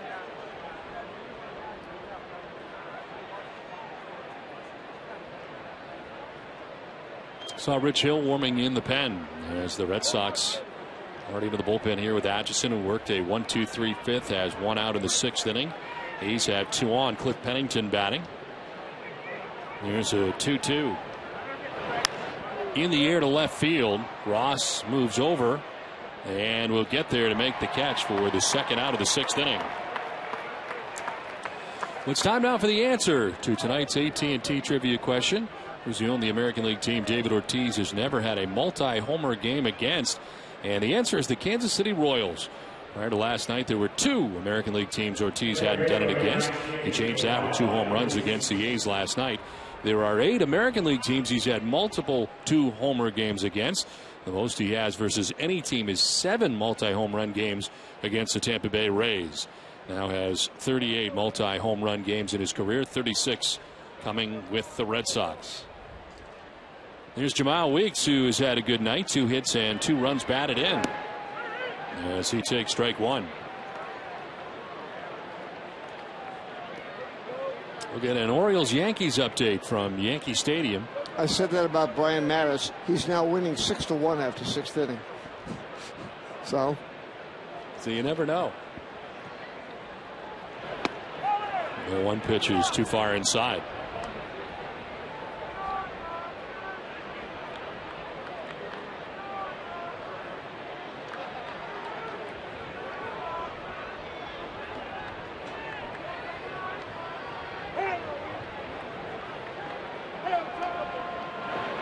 One is inside, and it is 2-1.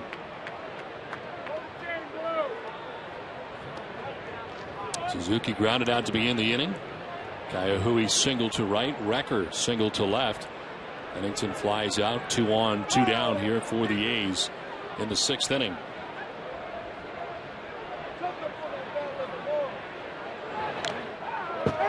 Two and two.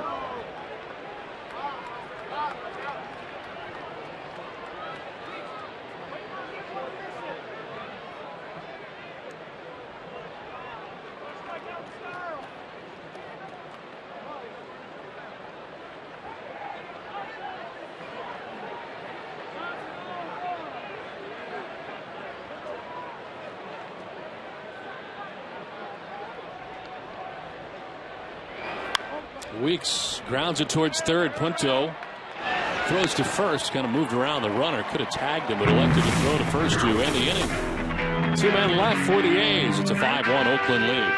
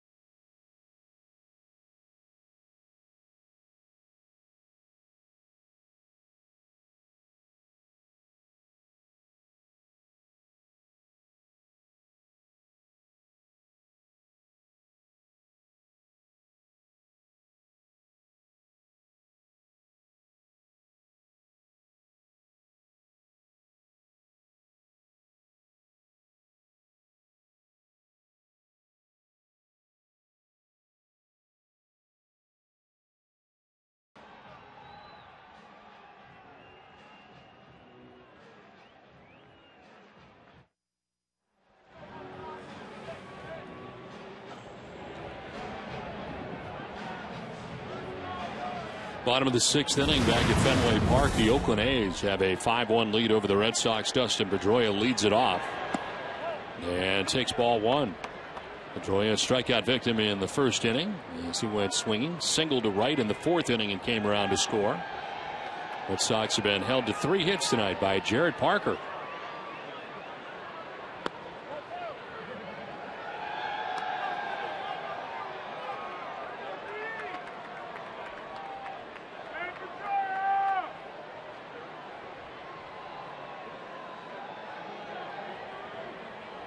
Two-0 pitch, trying to stay away from Pedroia, but he gets a lot of the plate and he grounds it foul. 2-1.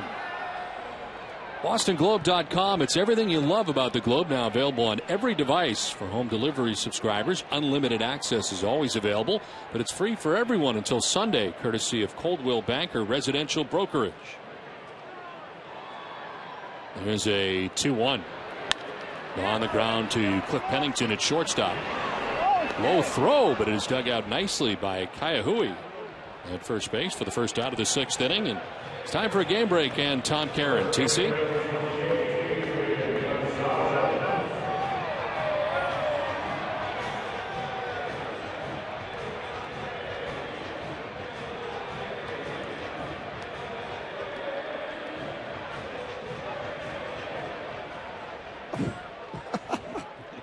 Just as predicted. Right on cue.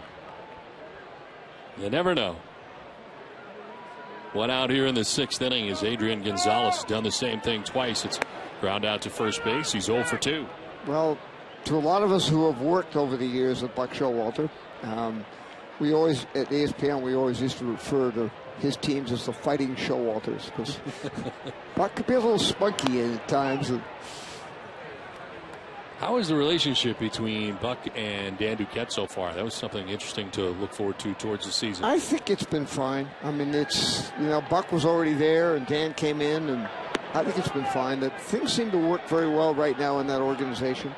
But Buck had that team moving forward by the end of last year. I mean, there's a talent deficiency, but I think it's getting better, and developing the young pitching is extremely important. And he's built the bullpen. Bullpen's been very good, and Arrieta's a legitimate starter. So, a little cold to have your shirt off tonight, but these guys do. 3-1 is popped up. Foul ground. They're in a shift. Inge goes over by the dugout and makes the catch. Nice play. Went a long way. He had Kurt Suzuki alongside, but Inge makes the catch for the second out of the 6th inning. Full shift on, so Inge at shortstop really when he started this chase. He is one of the best infielders I've ever seen on pop-ups. He's great. Well, remember, he played right, center, and left, and was close to Gold Glove caliber in all 3 of those positions when he played them for the Tigers. You see how versatile he has been in his career. Third base, caught. Jared Parker, his pitching line, brought to you by Lexus. 5 2/3, just the 1 run. As David Ortiz takes ball 1. You have to be impressed with what we have seen from Jared Parker so far tonight. No question. Only his 2nd big league start, and I think there's been a lot of poise. Very good command of his fastball down in the zone.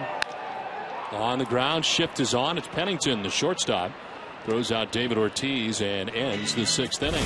Through 6 from Fenway. It's 5-1 Oakland.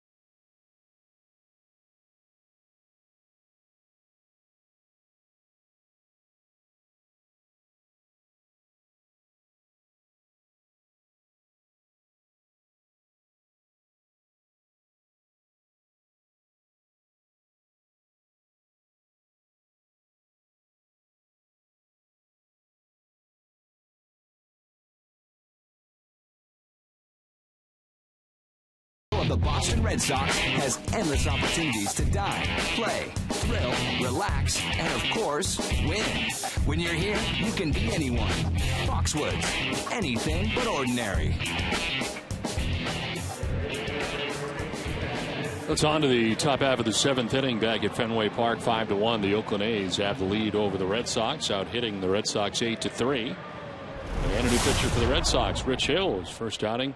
No decision against the White Sox. 2/3 of an inning, giving up 1 run and a hit. He walked 2 and didn't strike anybody out. Brandon Inge to be followed by Josh Reddick and Yoenis Cespedes. How has the new arm angle affected Hill so far, and is he getting used to it, I guess, is the question. I think so. I mean, he was really, really good before he hurt his elbow last year, and his velocity was up 92, 93 in the minor leagues, and started out at 92 here, so he's tough down there.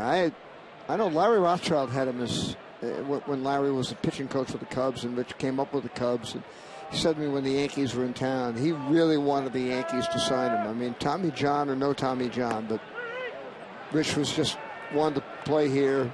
It's great because his family can come see him. And he's one of those people, a couple of the guys who work on the field were saying to me how happy they are to have him back, because he's such a nice person. He's always here early and so loves the game. I was talking to him today before the game, and he was talking about how much he enjoys living in South Boston and still does, and loves being around here during the off season. Aren't many players that really today stay around during the off season. He's one of them that does. Absolutely. And that's something that's, I mean, there aren't many guys who live here because of the weather. And 0-2 pitch is down and in, and it's 1-2. We could have the possibility because Alex Hassan, who's playing right field in Pawtucket, is a very intriguing player. We could have two guys from Milton on this team at one point during the season. Hassan's command of the strike zone as a hitter is, you know, it's almost like Kevin Youkilis. People are all going to say, well, no, he won't make it. And then all of a sudden you realize, geez, you know, he's got 40 walks, 30 strikeouts, and hits the ball hard to the gaps. This one fouled off to the right for in, still 1-2. We saw a lot of Alex Hassan during spring training. Really spending a lot of time getting a chance to play more during spring training than we've seen in the past. Had a pretty good spring. I think he's going to be a useful major leaguer someday. It's fascinating, too, because he was a pitcher at Duke. And he was a pitcher outfielder on the Cape, and he wanted to sign the chance to play. The Red Sox signed him and say, okay, go for him. He can go play, and then we'll eventually use him as a pitcher, and here he is in AAA. We're knocking on the door. It's a great story. And this one clanking off the facade down the left field line all the way out to the warning track, run down by Cody Ross. As Inge out ahead, still down 1-2.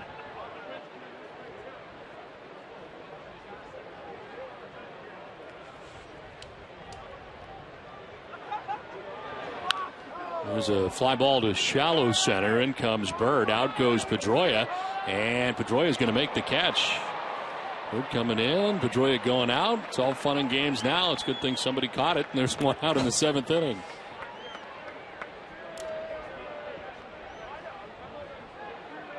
Bird was calling him off all the way in, but Dustin wanted to make the catch, so he did.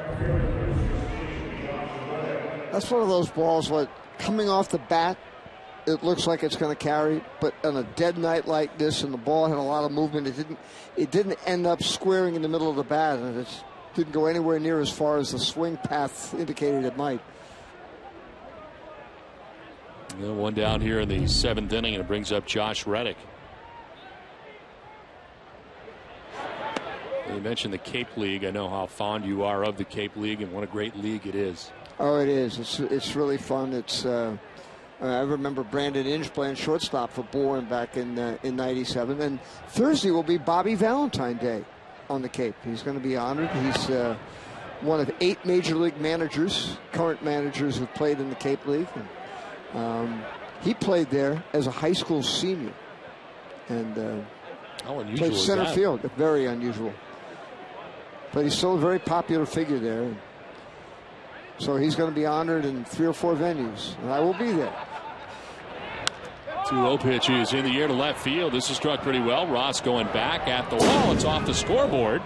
Ross will play the carom into second base standing with a wild throw. Missed both cutoff men, and Reddick has got himself a 1-out double. First hit of the night for Reddick.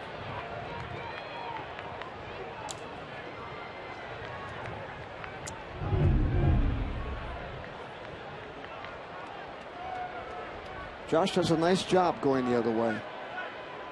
You didn't see a lot of that here, but again, just going out and playing every day for a year is going to make him a much better player.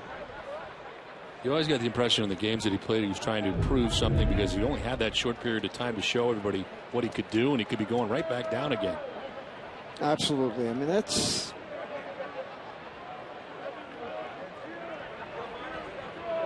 something players think a lot about.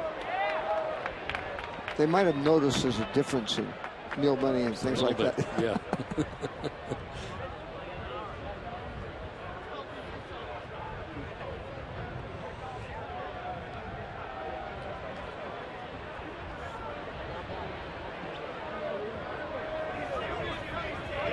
Says Pettis with a swing and a miss, and it's 0-2. Now, last night, Reddick on the diving bid had to go off his glove, and then he went into the bullpen as well. Not the first time that someone has tumbled into the pen after fly ball. Reddick thought he had that ball out there.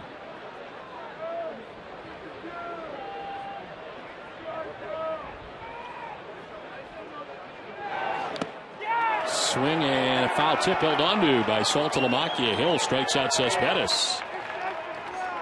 First strikeout for Hill. It is the 10th strikeout for Red Sox pitching tonight. And a breaking ball.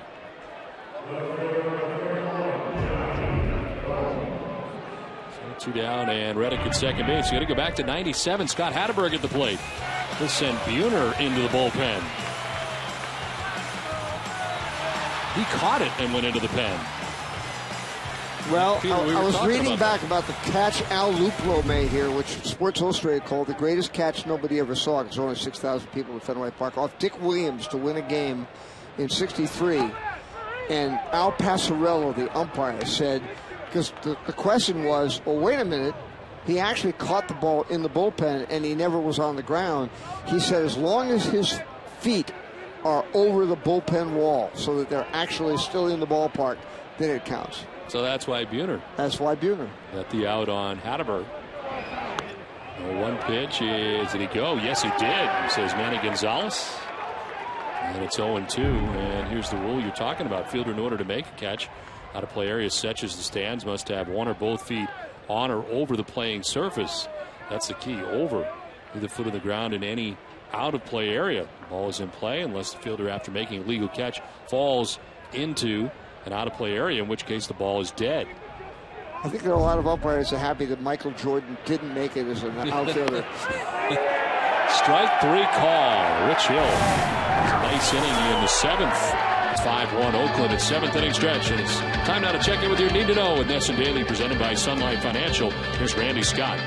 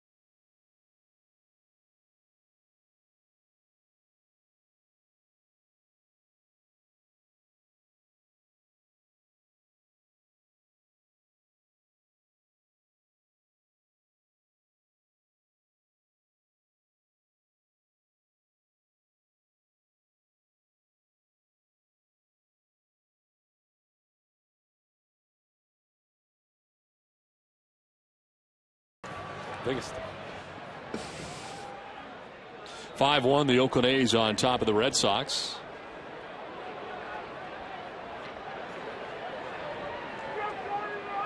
Cody Ross leading it off for the Red Sox here in the 7th inning. And Ross takes ball 1 away.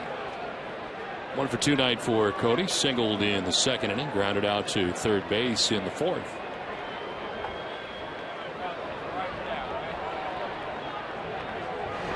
Look out. Going up over his head. Breaking ball appeared to slip. 2-0. Actually a changeup that slipped.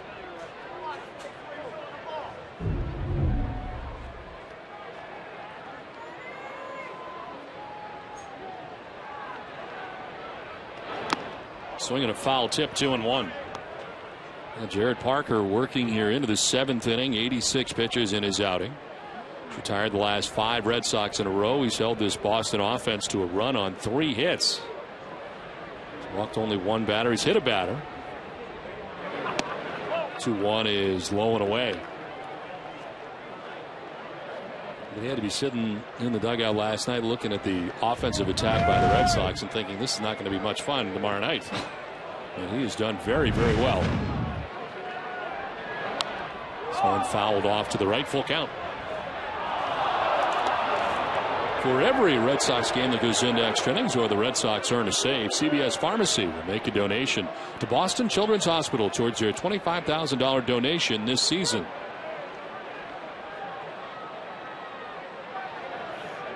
Cody Ross singled in the 2nd, grounded out in the 4th. And lines one down the third baseline out of the reach of Inge. To the corner it goes. Johnny Gomes will go dig it out. As digging his way to second base is Cody Ross with a double to begin things in the bottom of the 7th inning. 2nd hit of the night for Cody Ross.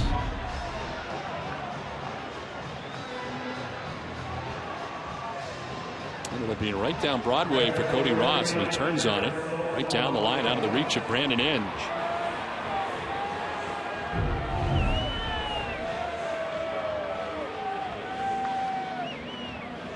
Action in the Oakland pen for the first time tonight. Brian Fuentes, who we saw work in last night's game, is up again.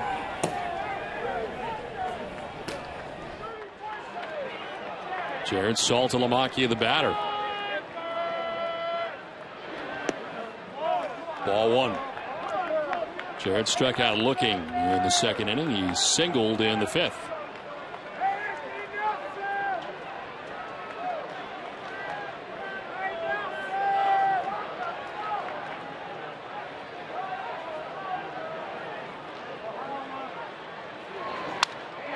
In the air to shallow right center, says Pettis coming in, and he'll make the catch for the first out of the inning.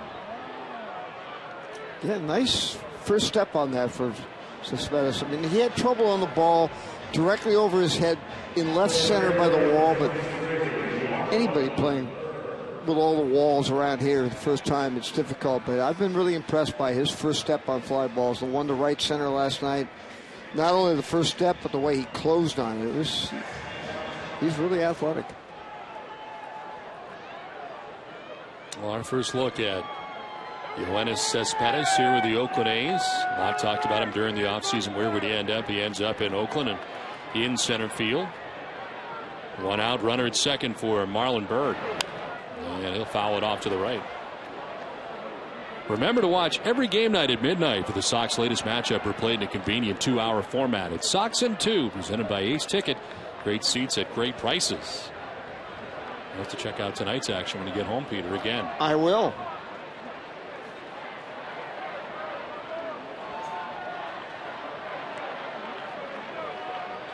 Oh, 1 to Marlon Byrd. This is to left center field. Gomes on the run will get there. Kind of Gomes moves over and makes the catch. And a good break, and Marlon Byrd is out number 2 of the 7th inning. First look looked like it was going to get in, but Gomes quickly gets over to make the grab about knee high.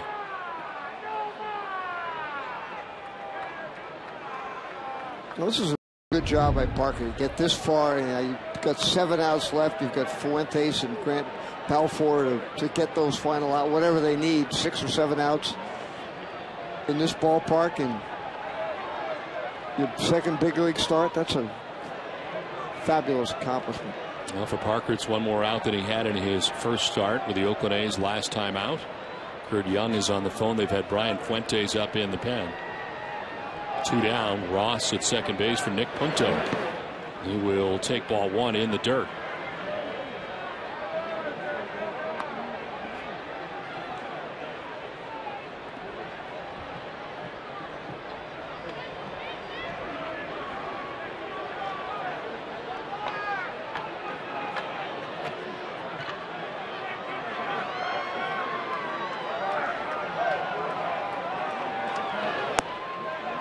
Up and away, 2-0.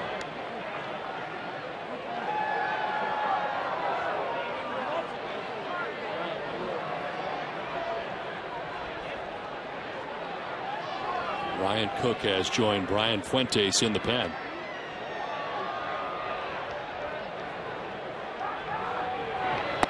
Down and in, 3-0. And Suzuki out to talk to Parker. Boston Red Sox baseball on NESN is brought to you by Eastern Bank. At Eastern Bank, we're made of free checking that's got nothing to hide, which means no fees or any other types of curveballs. Check out what else we're made of at easternbank.com. Well, extended conversation to the pen for Kurt Young.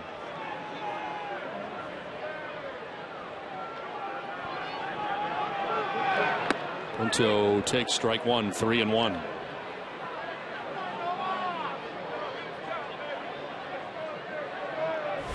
Of the Red Sox order, Mike Aviles waiting on deck. Red Sox batting here in the home half of the 7th inning. Ball 4 and Punto down to first base. Just the second walk given up by Parker. Both have been for Nick Punto.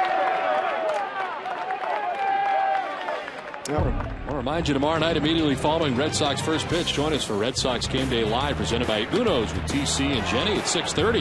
We'll preview Daniel Bard's 4th start of the season as he takes the hill in the series finale with the A's. Bard earned his 2nd win of the season and his first as a starter Friday against the White Sox, allowing 3 runs through 7 innings while striking out 6. Live coverage begins tomorrow at 6, only on NESN. A pitching change here for the Oakland A's. 5-1. The A's have the lead as Brian Fuentes will be in the game when we come back to Fenway Park.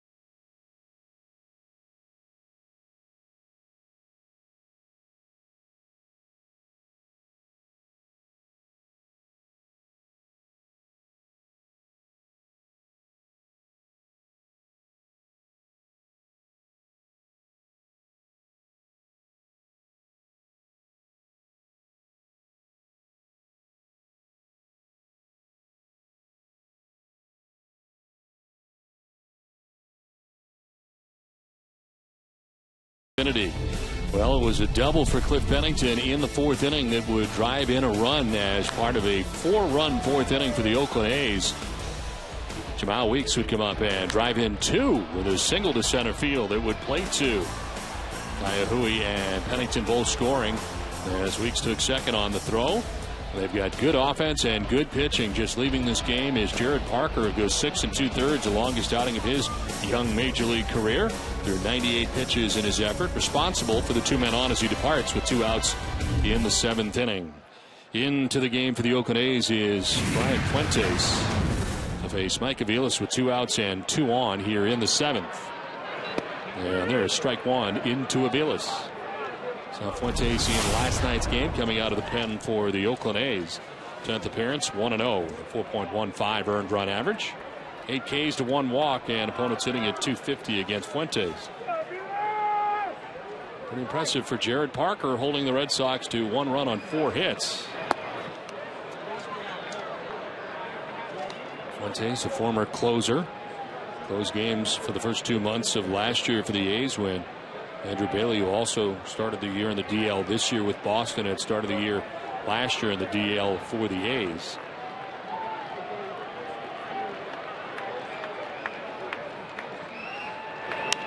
Here's a pop-up, and this will send Kaihui over by the tarp, and Kaihui cannot make the catch. He's into the crowd.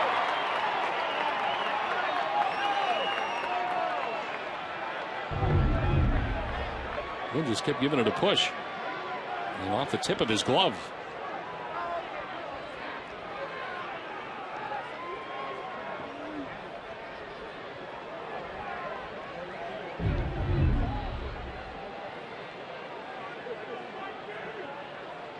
So Aviles gets another chance down in the count, 1-2.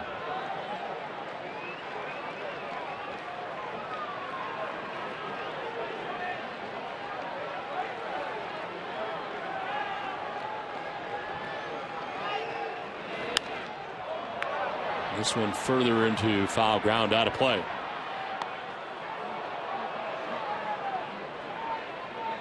Brian Fuentes in his career, 199 career saves. Not closing games for the Oakland A's right now, but he needs one more to become the 6th left-handed reliever in Major League history to get 200 saves. This involves Franco, Wagner, Myers, Righetti, and Lyle. Pretty good company. Not bad.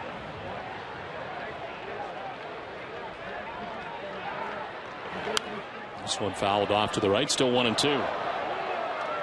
Billy Wagner wanted to. He could still be pitching. He was great here. I know Jonathan Papelbon used to say how much he learned from having him around here. Several teams reached out to him this winter and hoped he'd come back, but he decided he'd like to be with his family instead. 1-2 is on the ground at third base. Tough hop for Inge. He will sprawl and make the diving tag for the out that ends the inning. Nice play by Inge. Well, it wraps up the 7th inning. We head to the 8th. It's 5-1.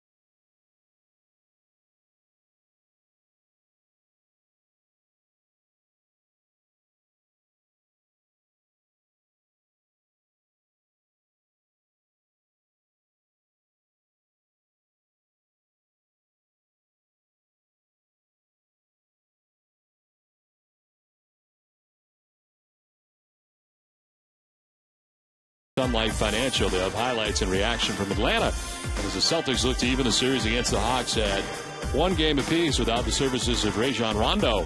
Plus, Ravens head coach John Harbaugh takes a shot at the Patriots titles. All this and much more on NESN Daily tonight after our Red Sox coverage only on NESN.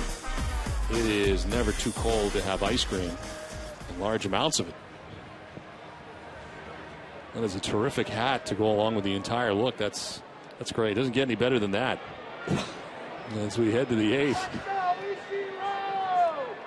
5-1. The Oakland A's on top of the Red Sox. Rich Hill back on the mound for Boston. And it is Kurt Suzuki who leads it off here in the 8th inning.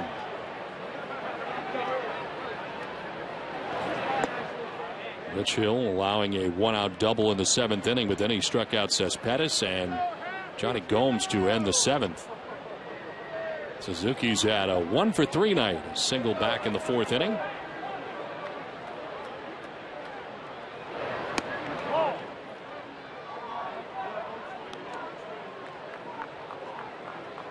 Matt Albers up in the Red Sox pen.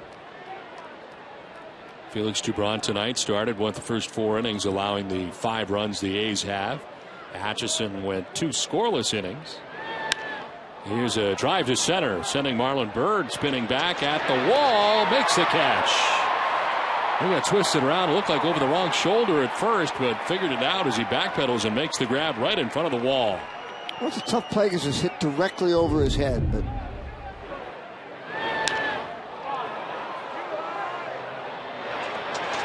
he knew enough to just get where he thought it was going to be and make the play.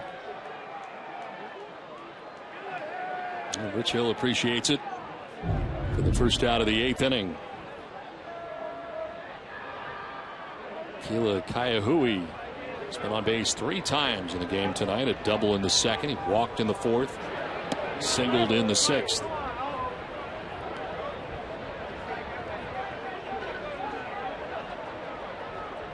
One of 2 A's to have a 2-hit night. Jamal Weeks also has 2 hits in the game. Both singles.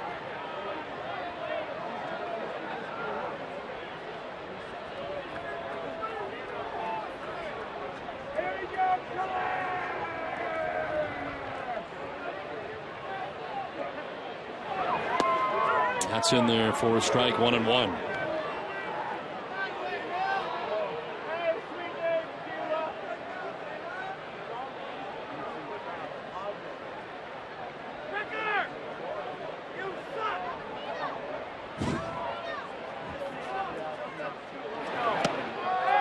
Tried to hold up, but he went around, says Phil Cuzzy, third base umpire. And it's 1-2 to Kaiahui. Tough call. The fascinating thing about Rich Hill from this arm angle is he has far better command of his breaking ball than he did when he was over the top, and he had incredible strikeout numbers in the minor leagues. And speaking of strikeouts, he strikes out Kaiahui. 3rd strikeout for Hill, 2 down in the 8th. Let's check in with Jenny Dell. Yes, Don, it's time now for some MLB news and notes. The Brewers' Ryan Braun became the first player to have hit 3 home runs at Petco Park last night. Braun added a triple and racked up 6 RBI in the win against the Padres. Speaking of homers, the Dodgers' Matt Kemp hit his league-leading 12th last night. It ties him for the 8th most throughout 23 games in modern baseball history. And there's some bad news for Rays fans. Third baseman Evan Longoria is expected to miss 4 to 8 weeks with a partially torn hamstring. Longoria was hitting .329 when he left last night's game in the 3rd inning. Don? All right, thanks very much. We touched on Matt Kemp earlier, Peter, but Ryan Braun with 3 home runs at Petco Park, that's amazing. Adrian Gonzalez will take notice of that. Anybody hits home runs there. Unbelievable. Really, that park is, I mean, it's so huge and it's so difficult to hit home runs. That's an amazing accomplishment. There's some talk about bringing in the fences there. I don't know if they're going to do that or not, but I don't know how they can do it, really, but Matt Albers comes into the game out of the pen for Rich Hill with 2 outs here in the 8th inning. His 9th appearance, no record, a 2.25 earned run average. And other part of Jenny's news and notes, Longoria. That's a tough blow for the Rays, no doubt about it. Very tough blow. They don't have a lot of power around him, obviously, and he's such a good hitter and so important to that team. He's a great defensive third baseman. And, you know, people, I can remember seeing him play in the Cape League, and guys saying to me, boy, is he cocky. No. He's comfortable. I mean, he has no fear of failure. He's one of the most comfortable players I've ever seen play. And, that scene last year, which Red Sox fans don't want to remember, but where you had the ball gets away, now Longoria's watching it on the board in Tampa. And it was just like, oh, okay. First pitch, home run, that's it. I mean, that's his nature, and it's really fun to watch him because he just enjoys every moment. Or as Warren Zevon used to say, he enjoys every sandwich in the big leagues. Well, Elliott Johnson is playing third base tonight for the Tampa Bay Rays as they play without Longoria and beating the Seattle Mariners 3-1. Anthony Recker is coming up here with 2 outs in the 8th inning. He'll be facing Matt Albers. A nice job for Rich Hill tonight. Inning and 2/3, a hit, no runs. Didn't walk anybody, and he struck out 3 batters. Tired the last 4 Oakland A's he faced. Well, Hill gives them another piece in getting to the 9th inning if Aceves is going to be the closer until Bailey gets back.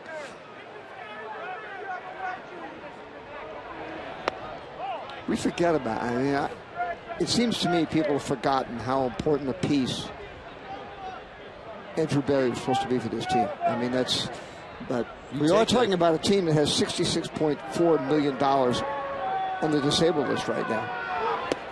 I mean, it's an awfully big piece, and it changes everything in your bullpen when the guy at the end is not there. Absolutely. I mean, not only that, there were many of the guys who are in the pen now who are vying, at least in their minds, for the rotation spot, and that wasn't really determined until the end of spring training. So roles really were not defined until the regular season started. Yeah, and they couldn't be. I mean, it wasn't like it was somebody's fault. It wasn't Bobby Valentine's fault. He had to assemble. He had parts. He had to assemble it, and they had the hope that they can get by in April. Well, then you lose Ellsbury, and then you lose Crawford. Doesn't come back right away because he gets hurt, probably from working too hard. And 1-2 misses, and it's 2-2. There's only so much depth you can have.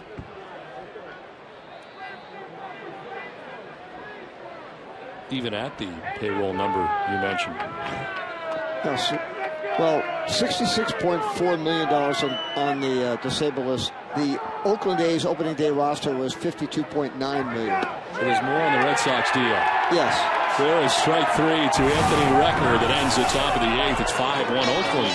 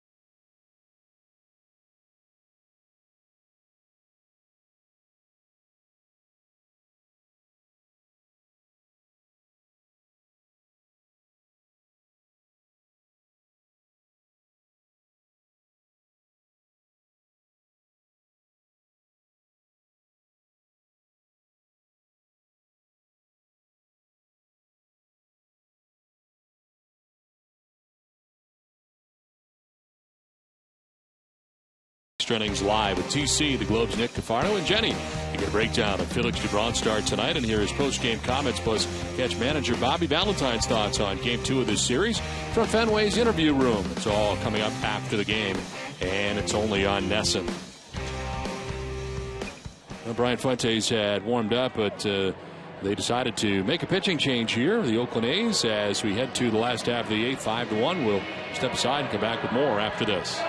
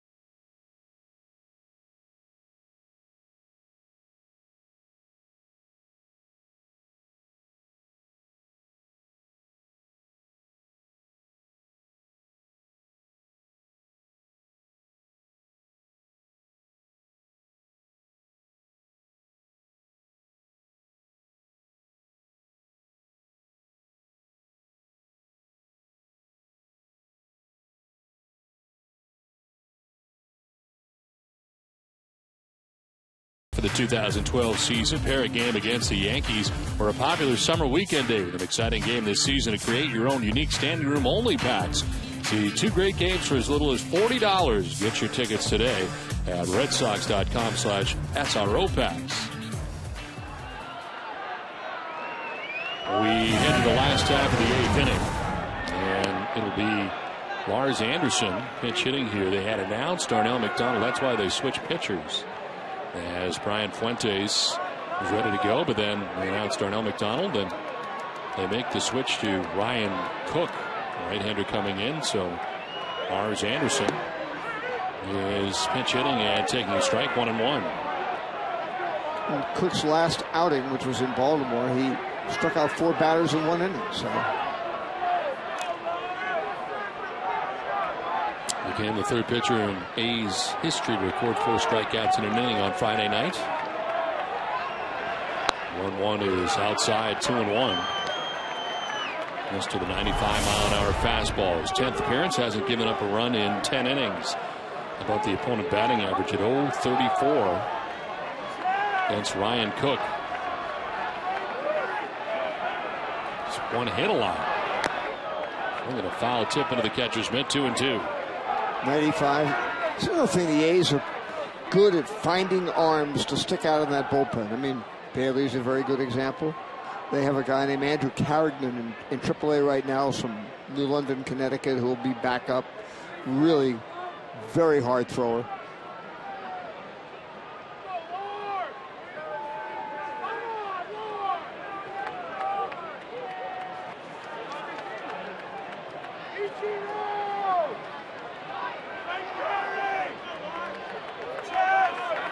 Two to Lars Anderson. Swing and a miss, blew it by him at 95. He strikes him out for the first out of the 8th inning.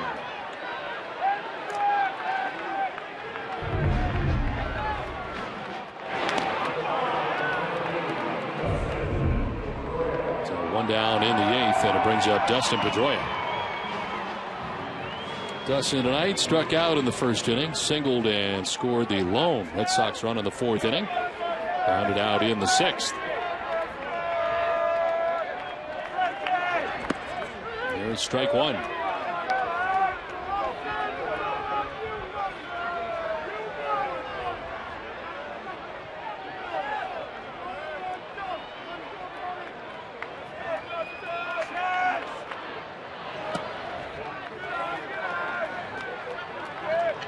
Red Sox have been held to 4 hits tonight by this A's pitching staff.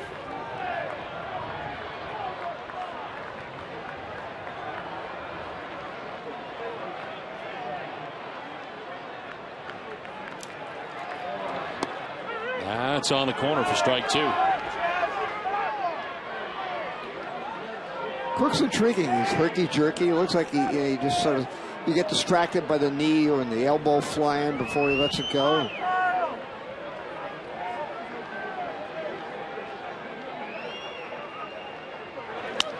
Breaking ball hit on the ground to first base. Kaiahui will flip to the covering pitcher for the out. And there's 2 down here in the 8th. Hess and Hess Express are proud sponsors of the Red Sox and the Red Sox on Nesson during the 2012 season. Hess and Hess Express will donate $500 to the Red Sox Foundation for every Red Sox home run. Hess and Hess Express committed to helping the cause. 2 down in the 8th, and it brings up Adrian Gonzalez. 0 for 3 in the ball game. He's grounded out twice to first and fouled out his last time up. He's now 0 for his last 11. Come on, Terrell!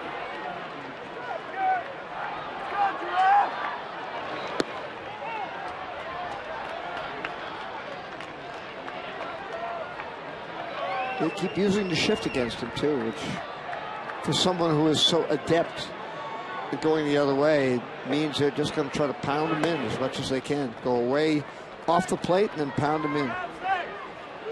I mentioned Ryan Cook has only given up 1 hit this season. It was Albert Pujols who got a double off him, the only hit that he's allowed. There's 2 outs here in the 8th inning. Not close, 3-0.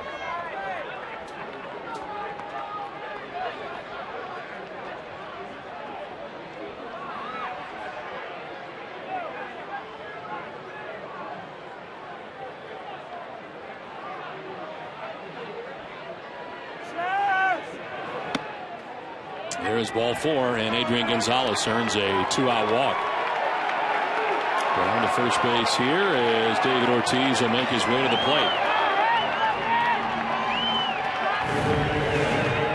Remind you, this copyright telecast presented by authority of the Boston Red Sox may not be reproduced or retransmitted in any form.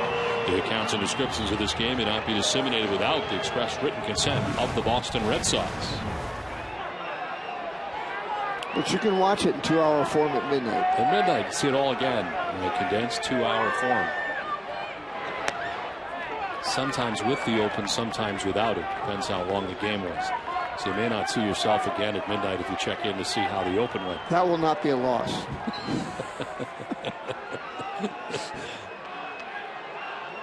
Now all of a sudden here, a walk, and he falls behind 1-0. Peter Gammon's alongside tonight. I don't think they'd cut out a Hall of Famer out of the open. Do you? I don't think they would. Talked about how well Dubron was pitching. He did have a lot of strikeouts tonight in his outing. And as the pitch misses up and away, it's 2-0. Just joining us, Felix Dubron tonight, 4 innings, 6 hits, 5 runs. Walked 2, struck out 8, and all of a sudden here, Cook is out of his rhythm, and Kurt Young notices. So out he comes.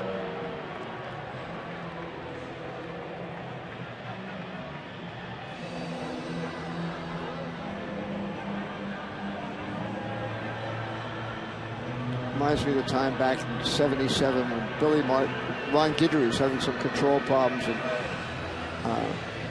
he sent Art Fowler, his pitching coach, out to talk to Guidry, and got out there, and so Guidry looked at him and said, "What am I doing?"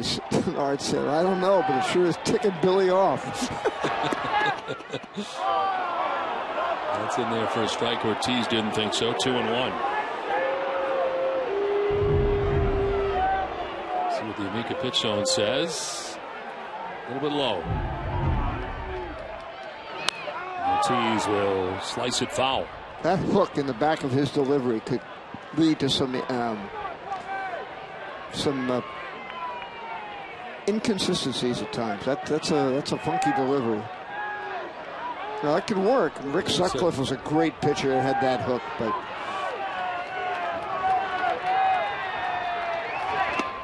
There is strike 3. David Ortiz strikes out, taking a look. Second strikeout for Cook, who's impressive. It's 5-1. Oakland on top at the end of 8.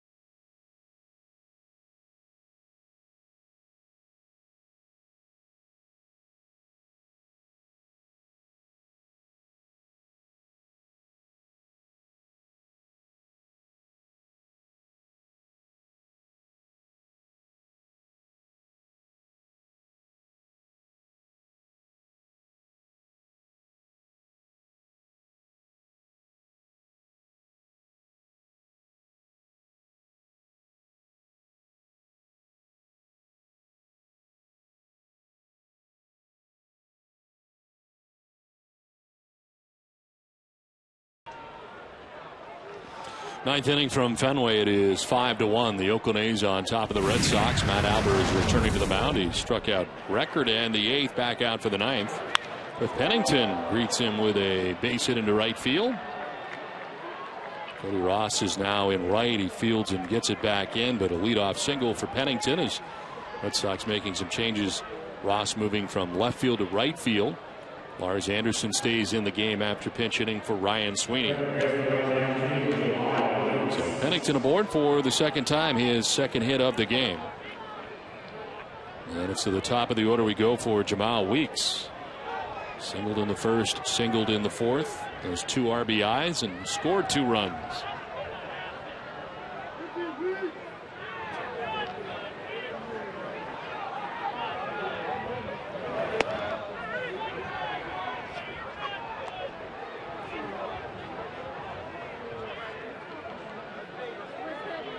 Orioles have a 7-1 lead over the Yankees tonight. They are also in the 9th inning from Yankee Stadium. Tampa Bay beating Seattle tonight 3-1. Here's an 0-1 to Weeks. That's inside, 1-1. Well, the closer for the A's, Grant Balfour, warming in the pen.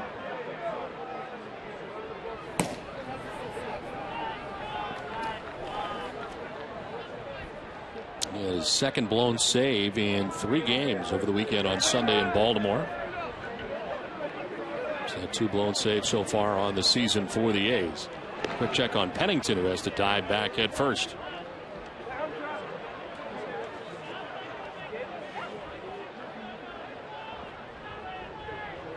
Ball and a strike to Jamal Weeks.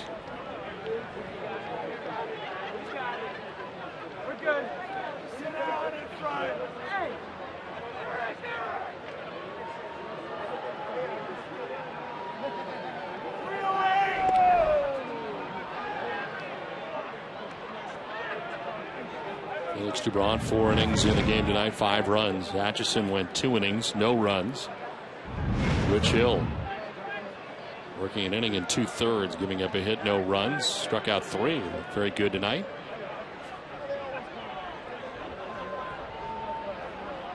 One to Jamal Weeks. In the air foul, 1-2. Covidien, a global healthcare products company, is a proud sponsor of the Red Sox Foundation, helping to address health needs in our communities. Lead runner on for the A's in the 9th inning. A single for Cliff Pennington. Held on by Adrian Gonzalez at first base.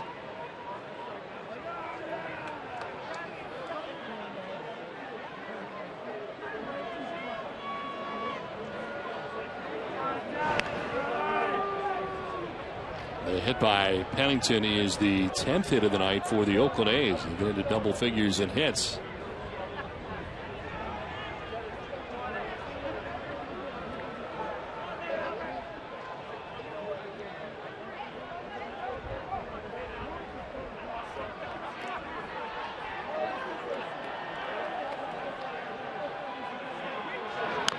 One, two, fouled off, still 1-2.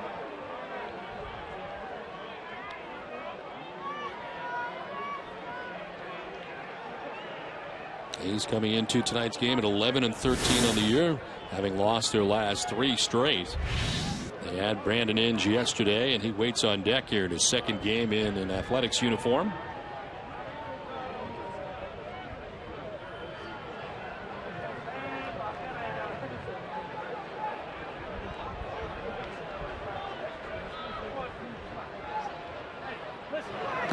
In the dirt, and it's 2-2.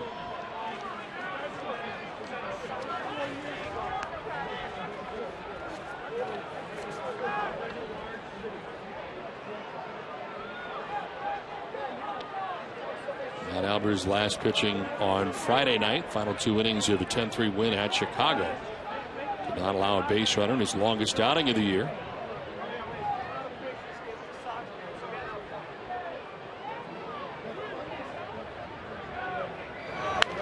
Line down the right field line, foul.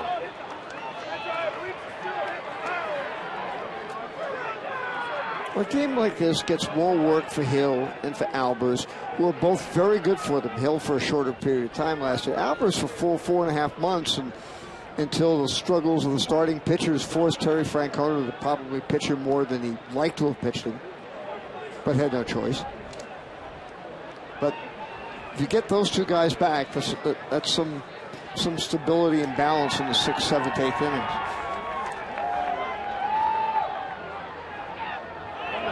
Runner goes. This chopped to first. It's a fair ball, and out there, a throw to second that will not be in time. But Adrian stepped on the bag to retire Weeks. Pennington had gotten a jump, and he takes second base.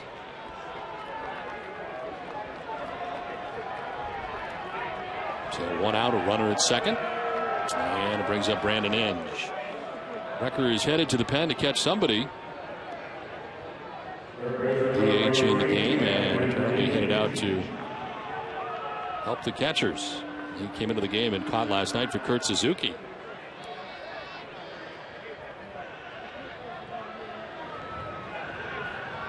One out, runner at second in Pennington, and here is Brandon Inge. 0 for 4 in the game.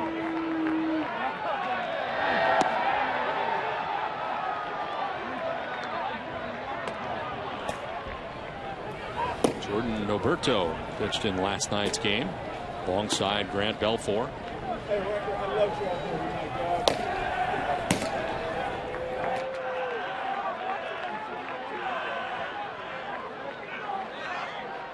Pennington takes off at third. Saltalamacchia's throw is nicely picked by Punto, but safe at third is Pennington.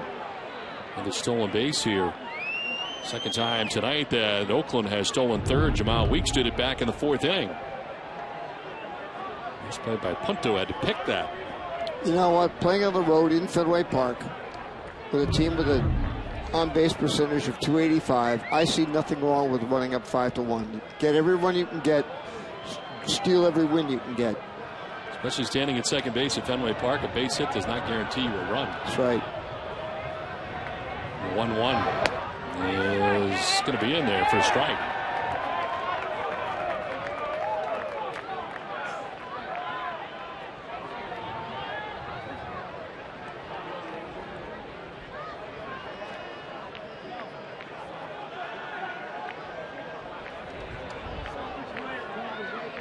The 1-2 pitch to Inge.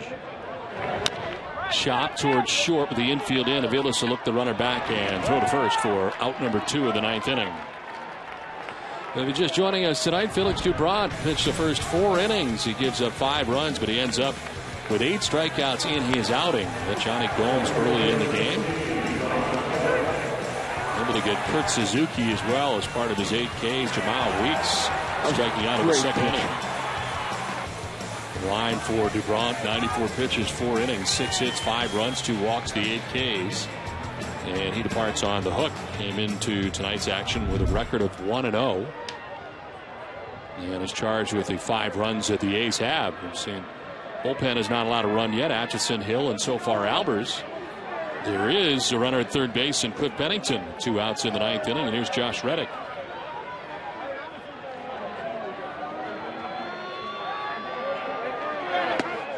In there for strike 1 to Reddick. Walk in the first, struck out in the 3rd and in the 5th, and then doubled in the 7th inning.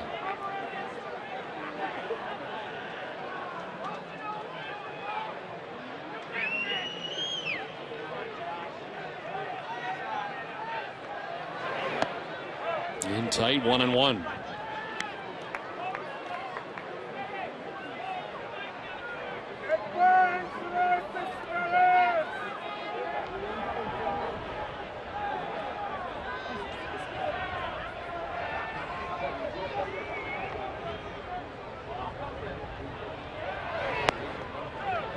2-1 now to Josh Reddick.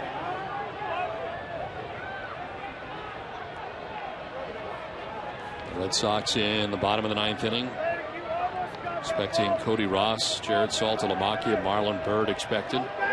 6, 7, and 8 in the Red Sox order. Sliced foul, 2-2.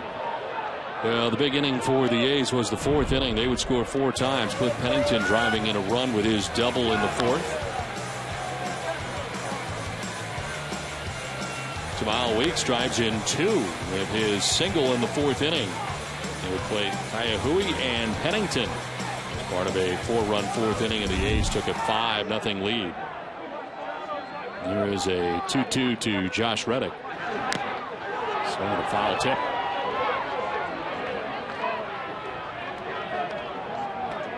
And tonight we saw Jared Parker go 6 2/3 innings for the A's. He gives up just 1 run, as he was terrific. The young arm, former first-round draft choice of the Arizona Diamondbacks. In his 2nd start in an Oakland A's uniform, and has a chance tonight to pick up the victory. It would be his first. 2-2. Swing and a miss, but it gets away. Running to get it is Saltalamacchia. He's got to hurry up. The throw to first is going to be in time. Saves a run because Pennington would have scored. Nice play by Saltalamacchia. Keeps it a 4-run deficit as we head to the bottom of the 9th.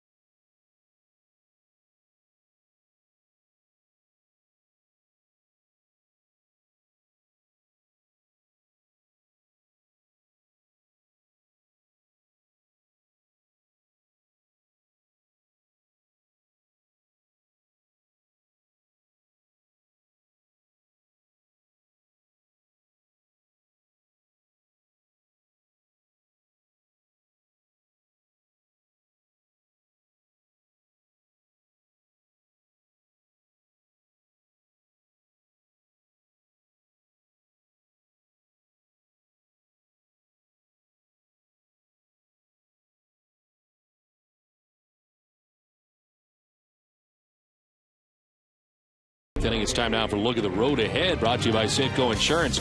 Tomorrow, Game 3 of the series. It'll be Brandon McCarthy for the A's taking on Daniel Bard for the Sox. McCarthy, who was Oakland's opening day starter, is coming off his first win of the season. Bard picked up his second win of the season on Friday. It was his first as a starter. Our live coverage begins tomorrow at 6 p.m. with Red Sox first pitch.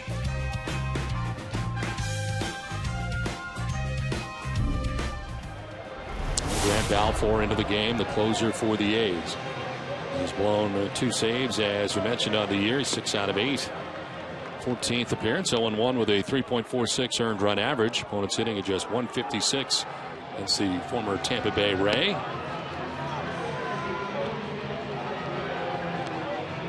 He was used as the setup man last year for the Oakland A's. A 5-2 record, 2 saves.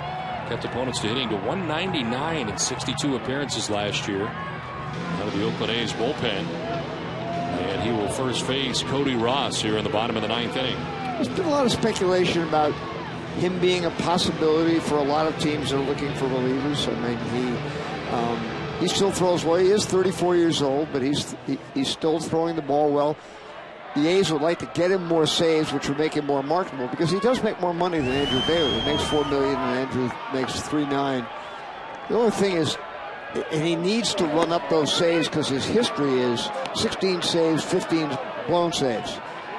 And so he needs to have a run of saves to get his market value up.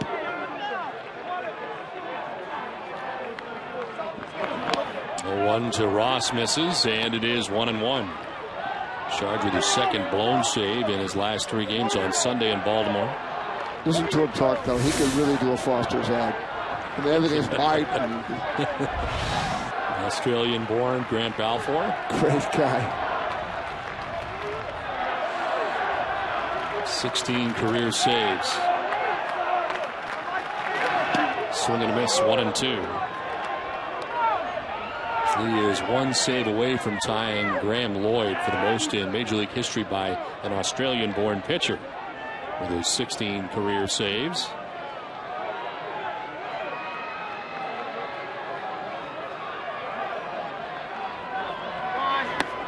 Ross looks at ball 2, 2-2.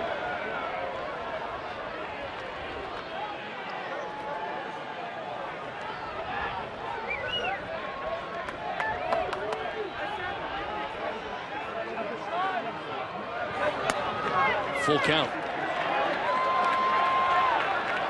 Now, I mentioned how the Cubans throw the ball around the outfield. In Australia, they throw the ball around the infield the opposite way after a strikeout. That's because I think the water goes down the drain the opposite direction. That hemisphere. 3-2, driven to left down the line. It is hooking. Fair ball up against the wall. Holmes will run it down as Ross runs to second base with a leadoff double to begin the 9th inning.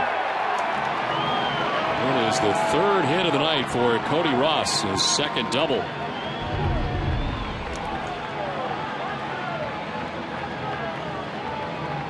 He'll turn on a fastball and quickly send it off the wall and left. So Cody Ross at second base to get the 9th inning started. Jared Saltalamacchia coming up. He singled in the 5th inning, 1 for 3 in the game.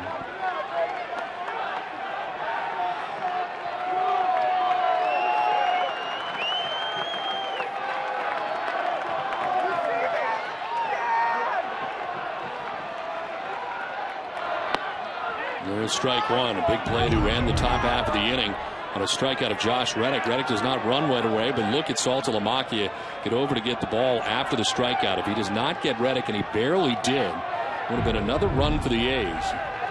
And it would have been 6-1. But as it stands right now, the deficit is 4 runs.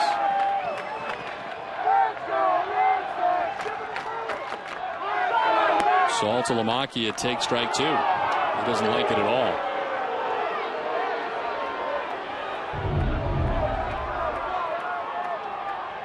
That was not a strike. So he's down 0-2. But there haven't been many complaints in the game, so. Red Gibson calling the balls and strikes tonight. And he'll call that a ball. 1-2.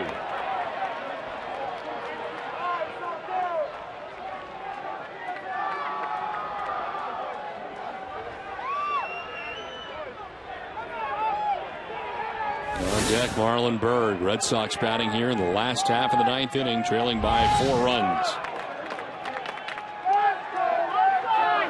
Saltalamacchia, a little number that is foul.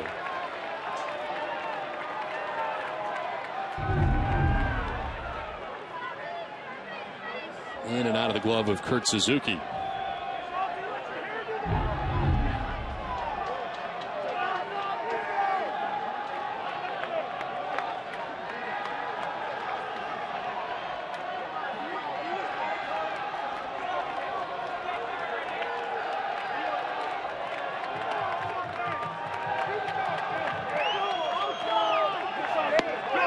Strike 3 call over the outside corner. Greg Gibson rings up Jared Saltalamacchia for the first out of the 9th. Jared didn't like strike 2 and he didn't like strike 3. And strike 3 was not a strike.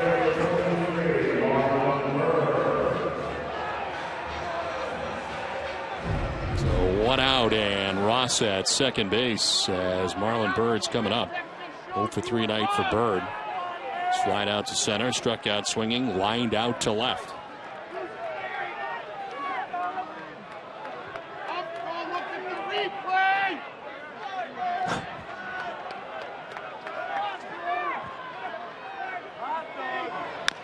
Chop foul. And it's 0-1. Don't forget, coming up immediately after the game, to stay with us for WB Mason's Red Sox Extra Innings Live. It's all the post-game coverage you'll need right here on NESN.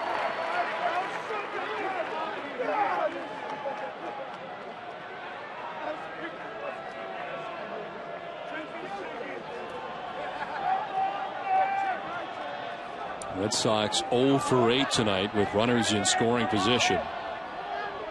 They have Ross at second, 1 down in the 9th. Byrd looks at ball 1.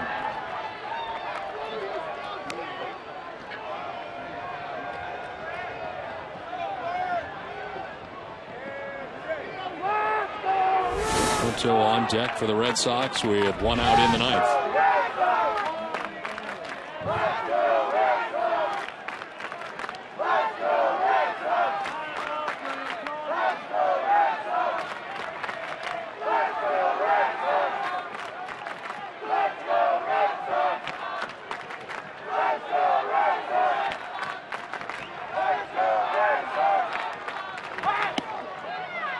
Outside, 2-1. A double for Cody Ross to begin the 9th inning. Saltalamacchia struck out looking. 1 on, 1 out. And the Red Sox trail by 4 runs.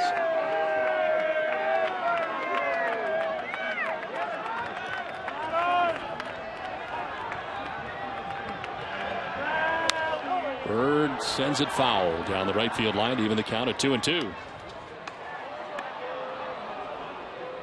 Boston Red Sox baseball on NESN is brought to you by Southwest Airlines, Kia Motors, and by AT&T. 1 out runner at second base here in the last of the 9th inning.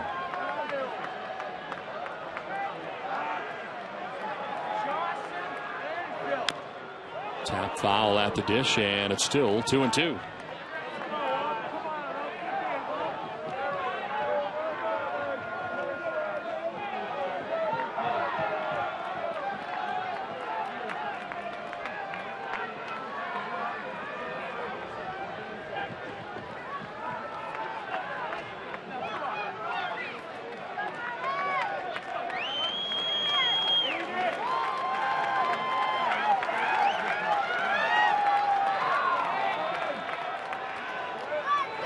Byrd lines it into left field, a base hit.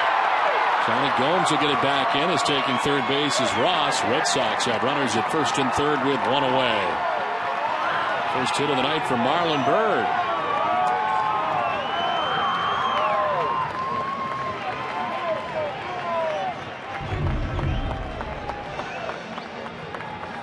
A slider that time that he went down and got.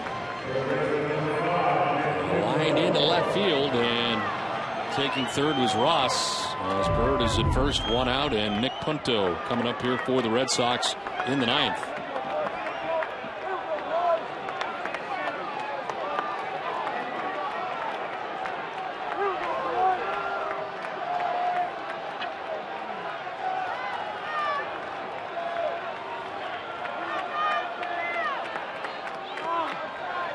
Punto takes strike one.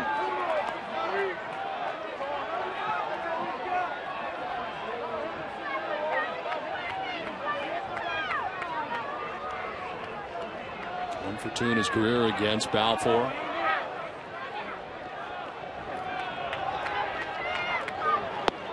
One pitch will miss, and it's 1-1.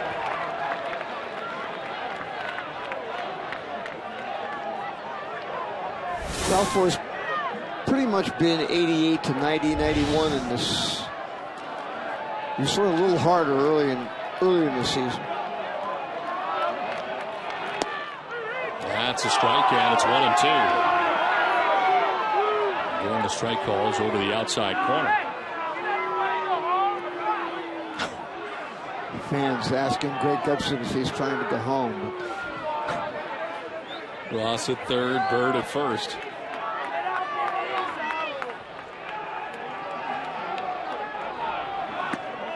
Outside, 2-2.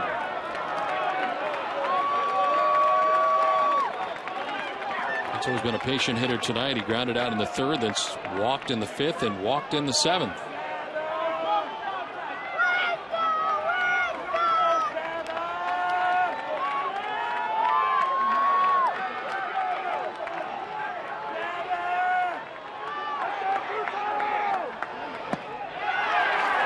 Full count, 3-2. And he certainly has just tried to bury that lane down and away. They planned for the double play. Going to hit the ground ball. The second time this season Balfour has been over 20 pitches. He's at 22 right now, and he's got only one out as he tries to close out this game. Came in a non-save situation. When it goes, that's not close, and the bases are loaded. So Punto walks for the third time in the game. The Red Sox to bring the tying run to the plate. Kurt Young out to talk to Balfour as he walks Punto, and the Red Sox have him loaded with one out.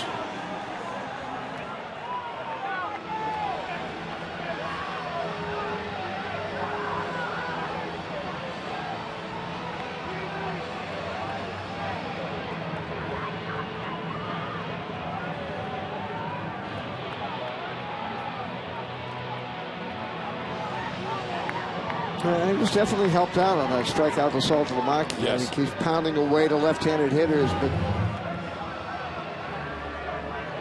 They still have Norberto up in the pen. He's been warming up for a while. Look out. Turn throw ends up in the seats.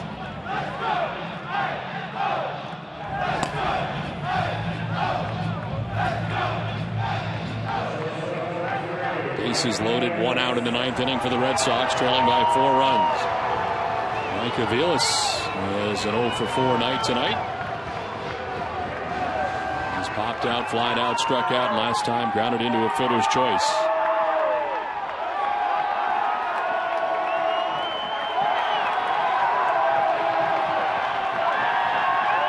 when he goes to the plate, he's got to throw strikes.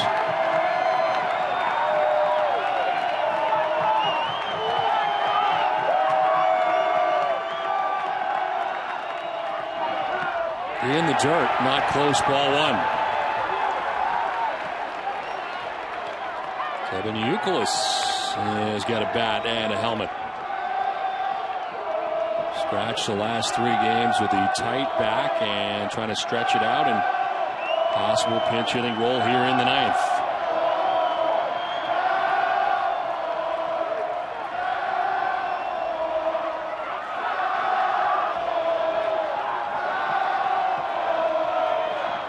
Outside ball 2-0.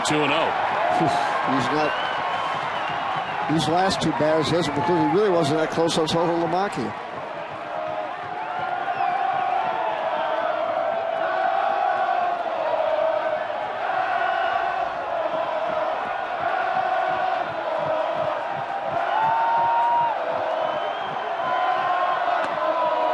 Ball 3-0.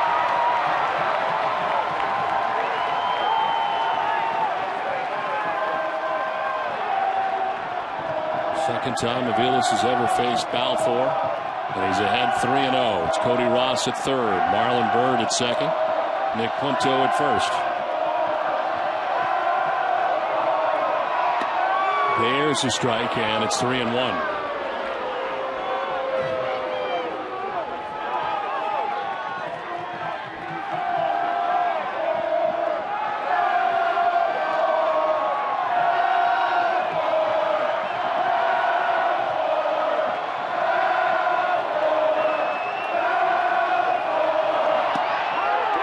Strike two. Aviles thought he had ball four, and Greg Gibson says strike two.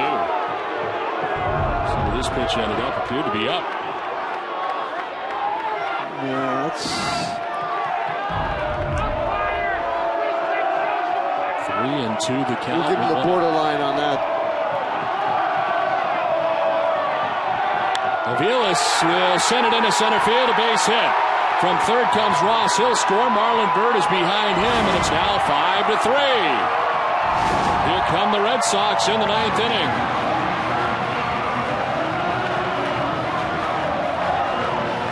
First hit of the night for Mike Aviles, and he drives in two. So if it goes to Norberto, he gets Euclid. And he's going to go to Norberto. And make the change after Aviles drives this into center field. The pitcher was out of the strike zone. He goes and gets it and lines it into center field to drive in a pair. And to bring the Red Sox back within two.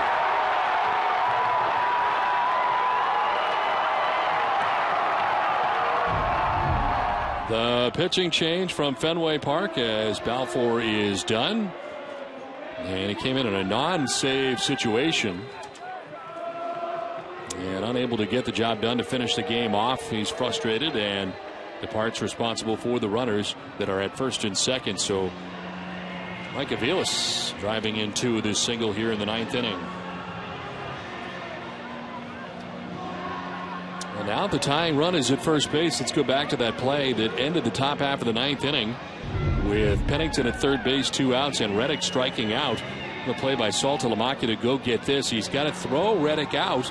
And he barely does at first base, but a good running play. If Reddick had broken right away, he would have gotten to first.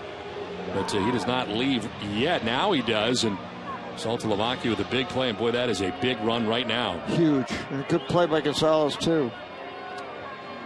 And a really good at bat by Aviles. You know, a little uncertainty on the strike zone. I think he was a little bit confused. He just, I'm not going to worry. I'm not going to take the chance. I'm just going to lay the bat on the ball, dump it into center field.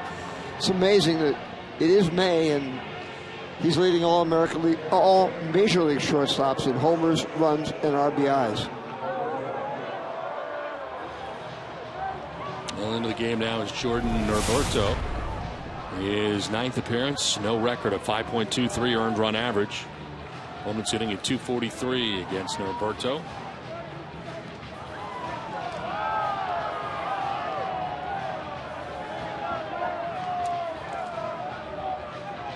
At his 5-game, 7 1/3 inning scoreless streak snapped last night. He allowed a 3-run home run to Mike Aviles in the game last night.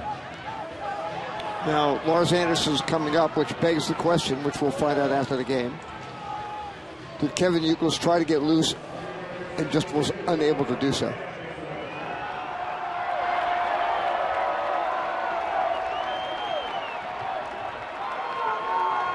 Only one of 6 runners that Norberto has inherited have scored this season. Euclid with the helmet off now, and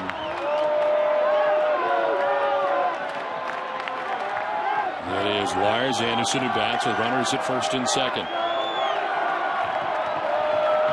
Anderson pinch hit in the 8th and struck out.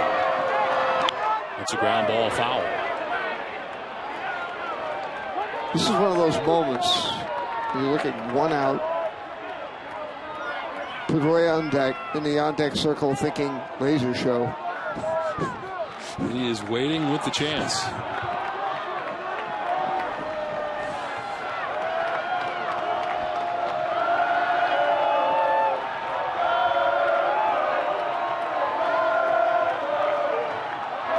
one pitch is outside. Darnell McDonald had been introduced into this game, so no other right-handed option.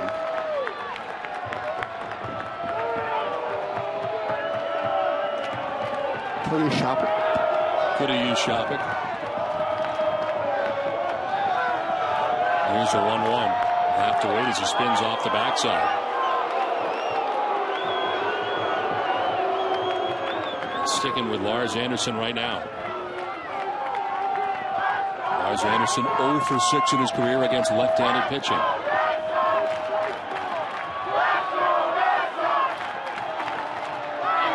Swing and a miss, and he's down 1-2.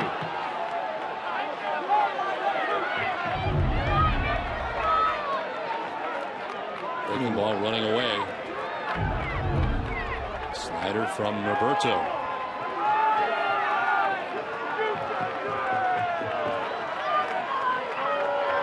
Until at second base, Aviles at first base, representing the tying run. 1-2 is a swing and a miss, and Anderson strikes out. It is the second out of the 9th inning. Those are two pretty good sliders.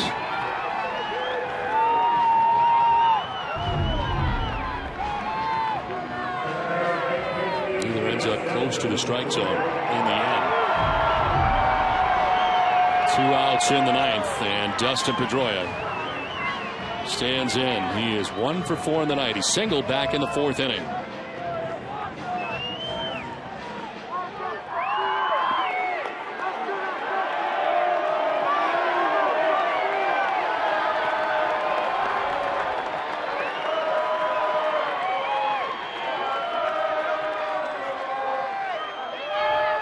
Ball 1 outside.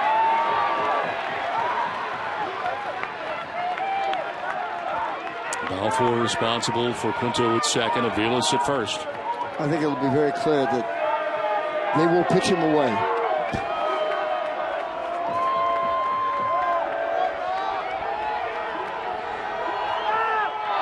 Pedroia pops it up, foul ground. This will get back and out of play.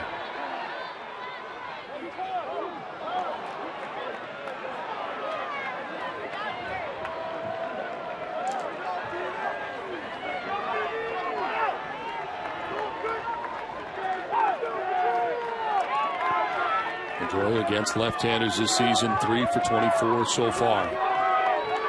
He bats with Pinto at second, Aviles at first. 2 down in the 9th.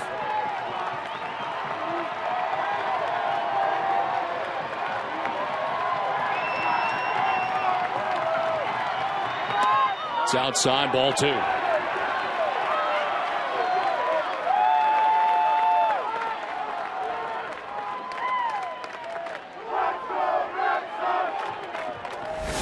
Adrian Gonzalez waiting on deck with 2 down in the 9th.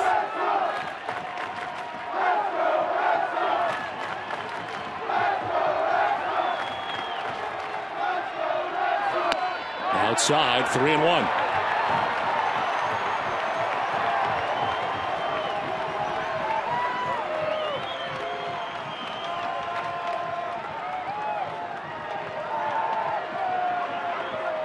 He's 0 for 2 in his career against Norberto.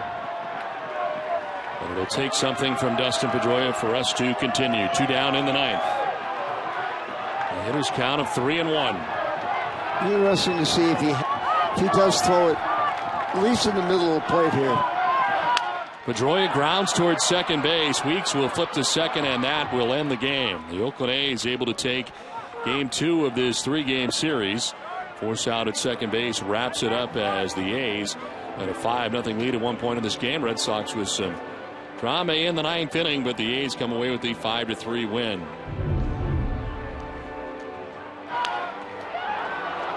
And look at the final out as Pedroia off the end of the bat, sending that out to second base to wrap it up here from Fenway Park. Final score 5-3. The A's beat the Red Sox. For Peter Gammons and Jenny Dell, I'm Don Orsillo saying goodnight from Fenway Park. Join us again tomorrow night for the series finale with the A's. Pitching matchup will be Bard against McCarthy for the A's. Live coverage at Yawkey Way starts at 6 o'clock. It's been a presentation of Nesson, New England's most watched sports network. It's time now for Tom Cairn in the Nesson HD Television Center.